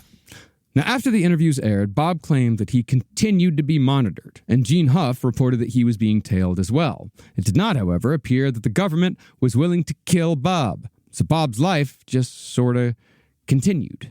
It did, however, continue in a relatively shady manner. See, Bob doesn't discuss this at all in his book, but about a year after his interviews with George Knapp, Bob was arrested for pandering, which is the act of promoting, facilitating, or profiting from immoral or unlawful activities. In other words, Bob was arrested for pimping without a license. He was being a manager. Yeah. You should have a license. If it is going to be something that's allowed, there should be some kind of regulation. I believe, like Sam, I think it should all be legal. 100%. Yeah. But, pimping ain't easy. No, it's not. No, it's not. It's actually specifically difficult. Well, as one version of the story goes, Bob had paid a woman named Tony Bullock $100 for sex, then recruited her to do sex work out of his apartment in the Nevada town of Paradise. Bob claimed that he was trying to modernize sex work with computers, which admittedly very cool. forward thinking in 1990. Laser of him, man. Yeah, very much so. I love that. Super laser. But an examination of Bob's computers found only records of Tony's customers, and further records showed that Bob had rented the apartment in Paradise a week before he hired Tony Bullock, and it also showed records that Bob was taking 50% of what Tony was making. Ooh, that's a very generous cut. I mean, some pimps take more. I know. Some pimps take much more. And they take it with the hand, man. That's why as a pimp, if I was a pimp, I'd do it with positive validation. Sure. Yeah. And I like what you're doing, loving your hustle, loving your work. Here's a lollipop. Yeah. All right, there you go. Keep this up. I see you pimping at the Taj Mahal. Yeah. But to Bob's credit, the prosecutor in Bob's case said that while Bob was trying to recruit other women from legal brothels for his local operation, his actions, quote, and this is in the words of the DA, they were not the type of involvement when one thinks of a pimp. Now, normally when we have some form of pimposity here in the court, or possibly you're talking about pimpery in a chance. If I'm seeing some pimpery going on, he has to have his cup. He has to have his train and hat. He wasn't even wearing a cape. Yeah, he cannot be pimping so casually. I look at this man's shoes and I see no goldfish in these hills. This pimpination is nowhere near reaching the standards for Nevada law. Let me take a look at your orthopedic ass. All right, you must get some heels, son. Rise that pimping game. He said, for example, there was no drugs involved. That's you might expect that with pimps. There's there's no intimidation, no force, he was just slapping ladies around. No coercion at all. Bob really was too nice. He was trying to do DIY sex work. Yeah, he's just trying to help. Yeah, he's trying to help. He's just trying to help. He's like, I had some experience in the brothel business, and he was apparently.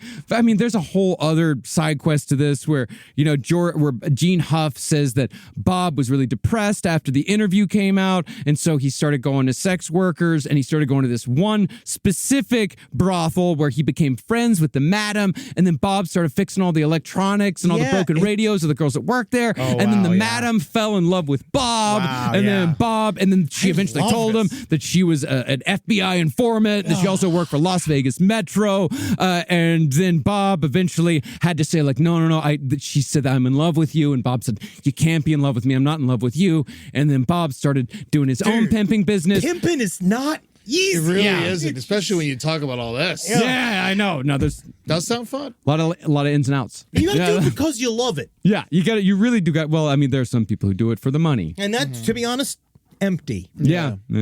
Well, as George Knapp put it, Bob was always trying to help someone out. Yeah. And as usual, he got in trouble for it. And there are men that just happen to people love sex workers. Sure. I think that Bob Lazar is one of those things where he's a genuine friend to sex workers. Truly so. And and you know what? The world needs men like that. Of course. You got to have a nice guy who's going to help out. He's doing the computer work. He's doing all the fucking tech stuff. Oh, yeah. Someone's got to talk to these ladies. Well, I mean, that's what Bob Lazar said, is that when he was hanging out at that brothel, he was trying to modernize the whole thing. He was trying to, bring this brothel into the 21st century before the 20th century was even over. Bob's great. And who better to try out lies on than a sex worker? Because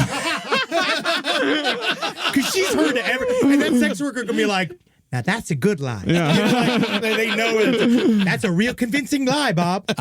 But there's no better liar in the world than a sex worker, and she's going to tell him what he wants to hear. Oh, God, it's so great. What a great way. Well, George Knapp actually wrote character testimony letters for Bob during Bob's trial for pandering. So Bob actually got out with a sentence of 150 hours of community service, 6 months probation, and an order to stay out of brothels. Which he could have created Backpages.com, but he was kicked out of the game. He was so close, though. Mm-hmm. Now, the final strange chapter in Bob's life came just a few years ago. See, in the years since the pandering arrest, Bob has founded a successful company called United Nuclear that sells chemicals, elements, lab equipment, and tons of Area 51 merch. But in 2018, when Bob Lazar was working on a documentary with Jeremy Corbell, perhaps right around the time that Jeremy was weaponizing Bob's curiosity, the FBI raided Bob's company. Now, Bob and Jeremy claimed that the day before the raid, they had been in Bob's office discussing the mysterious element that had powered the UFOs, Element 115. And Bob had admitted that he had stolen a sample of the stuff from Area S4.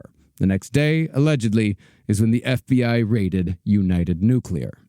But if this is indeed how it went down, it does seem to be a total fucking coincidence, because the FBI's raid on Bob's office was actually tied to a murder case involving chemicals that may have been purchased from United Nuclear. Yeah, so that's why I think he made up the lie of the searching for the element in order to cover up for the fact that he was probably party to a murder. I actually think part of what Bob Lazar, part of his lies are a lot of like I have to get out of trouble very quickly. So you're telling me that entire scene at the beginning of that documentary in which Bob Lazar and Jeremy Corbell are furiously texting each other, you're telling me that was staged? You're telling me that it didn't happen exactly like that, and the cameras weren't rolling? You're telling me that was staged? I just feel that maybe Jeremy might have been very enthusiastic about being near Bob, and that Bob had a new person to lie to.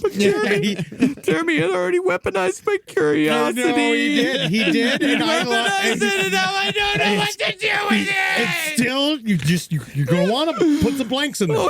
You don't want to put some blanks in your curiosity. You want to shoot them into the sand. So do they say the FBI took Element 115 from them during this raid? No, so they he didn't. still got it, apparently. Apparently, he still got it. Well, he boofed it. Yeah. Yeah, and that's how you get raids.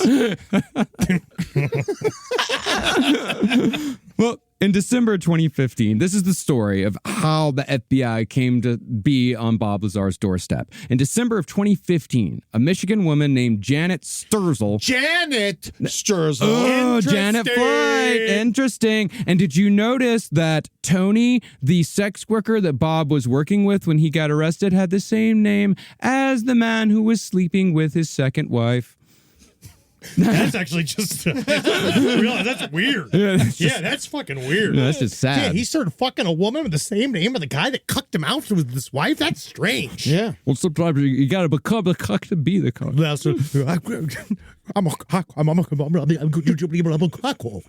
The worst thing that happened to Vegas is when all the Tonys took over. That is true. Yep. To New York. Yeah.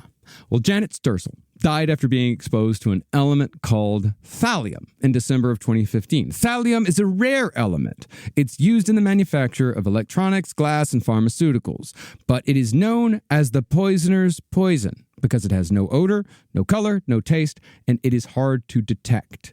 Now, when Janet Sturzel was diagnosed with thallium poisoning, it was deduced that she had been intentionally dosed, and her death was therefore investigated as a homicide. United Nuclear, Bob Lazar's company, they did sell thallium, so the FBI raid was in service of trying to find evidence that Sturzel had bought the thallium herself, or that someone who knew her had bought it and used it to kill her. Yeah, maybe she stole it thinking it was Valium because she wasn't listening. And that's honestly, that's more of a lesson about being present. Well, it had to. I mean, it had to have been mail order because, that's the thing. You have to get it from overseas. Bob Lazar does mail out these incredibly dangerous chemicals to anybody who wants them. Yeah, really? Yeah. No, you just buy them. Actually, our one of our research assistants asked a friend of theirs that is into all this stuff, and the friend was like, "I can't believe what I can buy from this man." Yeah, you can buy crazy shit from him. It's insane what you can buy from him. Buy some shit.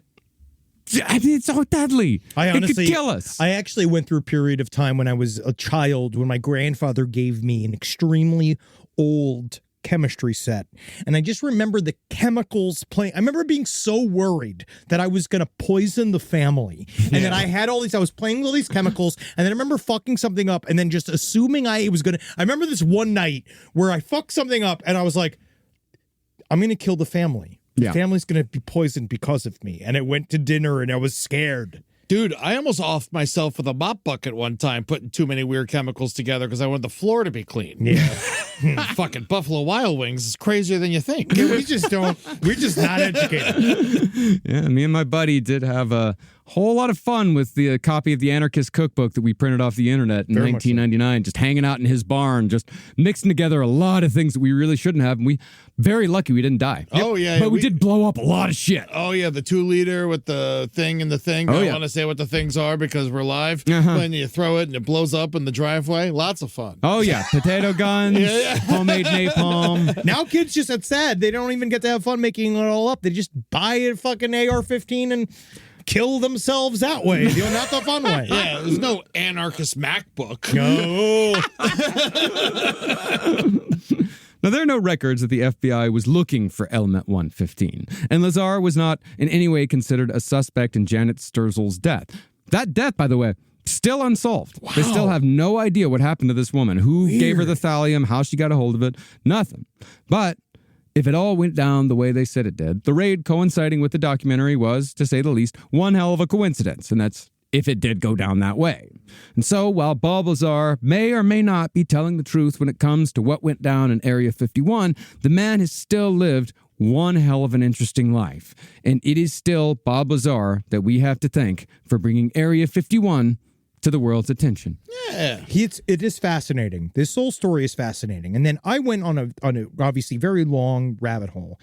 And I got going for 40-something years. Yeah.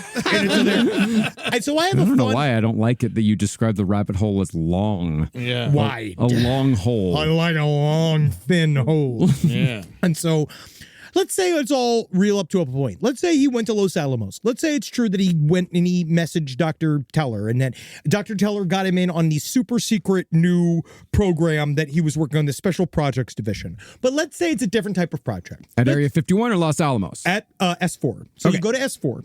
S4, History of Building Espionage Technology. The main thing that came out of it was the U-2. We know in real lore, real UFO lore, they say that Roswell was taken, the UFO that crashed there was taken to Los Alamos. All of these things are Wright-Patterson, other places, not S4. If you actually believe what I think actually happened, which that he was hired to do a very specific low-level project on what they called this, using this thing called a Bragg curve, which is a proton beam that they created.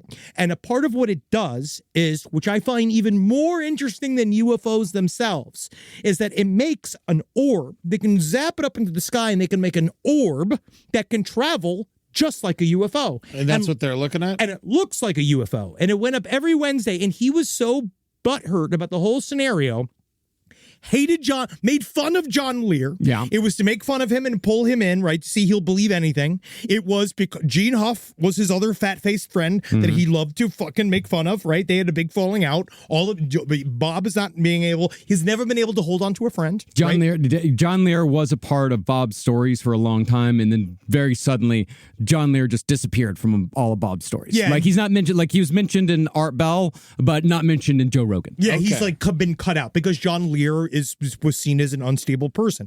And so what if the U.S. government already was making technology that aped UFO movements versus having UFOs? So we've already imagine there was a world where they already tried to retrofit the UFO technology and it didn't work. It's like sky holograms? Yes. So it's like a fucking, it's like they've got a laser pointer that they're pointing in the sky, and we're all the cat, and we're the cats. And we're the cats. The goal is to scare the Russians. But then what happens is that he does talk about, he shows everybody this extremely secret project, right? Because this idea, because it's a double game. We're lying about UFOs. We're lying saying that we communicate with them and then we're harnessing their powers, blah, blah, blah. So he then goes to save his own fucking skin when they bring him in, right? Because they're going to shoot him in the back of the fucking head, right? Or something. God knows what they're going to do to him. he starts this super outlandish story, and he goes out there and he begins to create this construct to cover up what he was doing, and then he sticks to it every single day for the rest of his life, so that he knows that one day someone won't come and double tap him on the back of the head. Oh, interesting. But now it wouldn't even matter. So now we're at this point though. It's like, now that technology's old news. Whatever it is the fuck we got now, God knows what it is. So technically Bob Lazar has no reason to really hide anymore. Yeah. I mean, for me, the coolest thing about Bob Lazar is that he's the reason why we know about Area 51. I mean, it's like, no matter whether Area 51 is full of UFOs or not, people believe that it is. Yes. You know, it has become a part of not just American culture, but world culture, world belief. You know, when people talk about the history of the 20th century, years and years from now, centuries from now, Area 51 is going to be a part of it. It's going to be a part of the conversation. And that's because of Bob Lazar. Whatever happened when everyone tried to storm Area 51? They told them very much so, we will shoot you. En masse. Well, actually, the Storm Area 51 thing, better security than the Capitol. Yeah, the Storm Area 51. It's thought actually that it was a consequence of Bob Lazar's interview on Joe Rogan in 2018. Because the Storm Area 51 was 2019. Yes. Wow. It was started by some shithead on Facebook, they did say like, if you try it, we will fucking kill you. They were like, we'll fucking kill you. Yeah, we're just like, gonna this is not a joke. Your Naruto run and shit. We will kill you. Which is, again, we probably should have done it outside of the White House as well. Yeah. But we didn't. And now we're here, aren't we? Guys, what a wonderful episode. Good work, Marcus. Oh, thank you. Yeah, this is cool. This is a lot of fun. This is good. It was really thick. Go on to patreon.com/podcast on the left. You can still go get all those episodes ad-free over on Patreon. And you can see last stream on the left live, 6 p.m. PST. Go check it out. Also, all of our social medias at LP on the left, whatever. Go over there, do all that. YouTube channels, someplace underneath, LPN Romanticy, The Foreign Report, LPN TV. Please check out our whole brand new fucking series. We have, it's Vampire the Masquerade, LPN RPG. If you're on Netflix watching this the first time, I don't know where you go to see it, but you go check it out over there, right? We got a brand new thing called LPN RPG Bloodbath, and it's fucking amazing. Hell yeah, man. And come see us on the road. February 28th, Austin, Texas. March 13th, Indianapolis, Indiana. April 25th, Cincinnati, Ohio. May 29th, Pittsburgh, Pennsylvania. June 27th, Grand Rapids, Michigan. July 17th, Tulsa, Oklahoma. July 18th, Oklahoma City, Oklahoma. Oklahoma. Can't wait. Hell yeah. I got a big announcement for myself. I'm also going to be joining a mothership, and that's right, because I'm going to be at fucking P-Funk Fest. Fuck yeah, That is right. Tickets are on sale. April 11th, Tallahassee, Florida, Phipps Farm. It's me and fucking P-Funk on an all-day festival with every version of P-Funk that exists. And then the next day, you know what I'm doing? I'm doing a show at Jumbo Shrimp Stadium at 5-Star Park. I am fucking making my life exactly what I want it to be. And I'm working my ass off at it, and I'm getting paid nothing for it. Absolutely jack dick, dude. 2, 3, 4. We are the Jumbo Shrimp, here to play a game. God, and may they play forever. May they play forever. Hail, sweet Satan. Nelgi. Hell, Bob. I like Bob. I like Bob too. I like too. He's a fun guy. Yeah, he is fun. He's a lot of fun. He's a fun guy. God knows what he's up to. It's so rare that I get to hail the star of our story. Yeah. Very rare. Yeah. Shell V-Power Nitro Plus fuels every drive with a fuel like no other.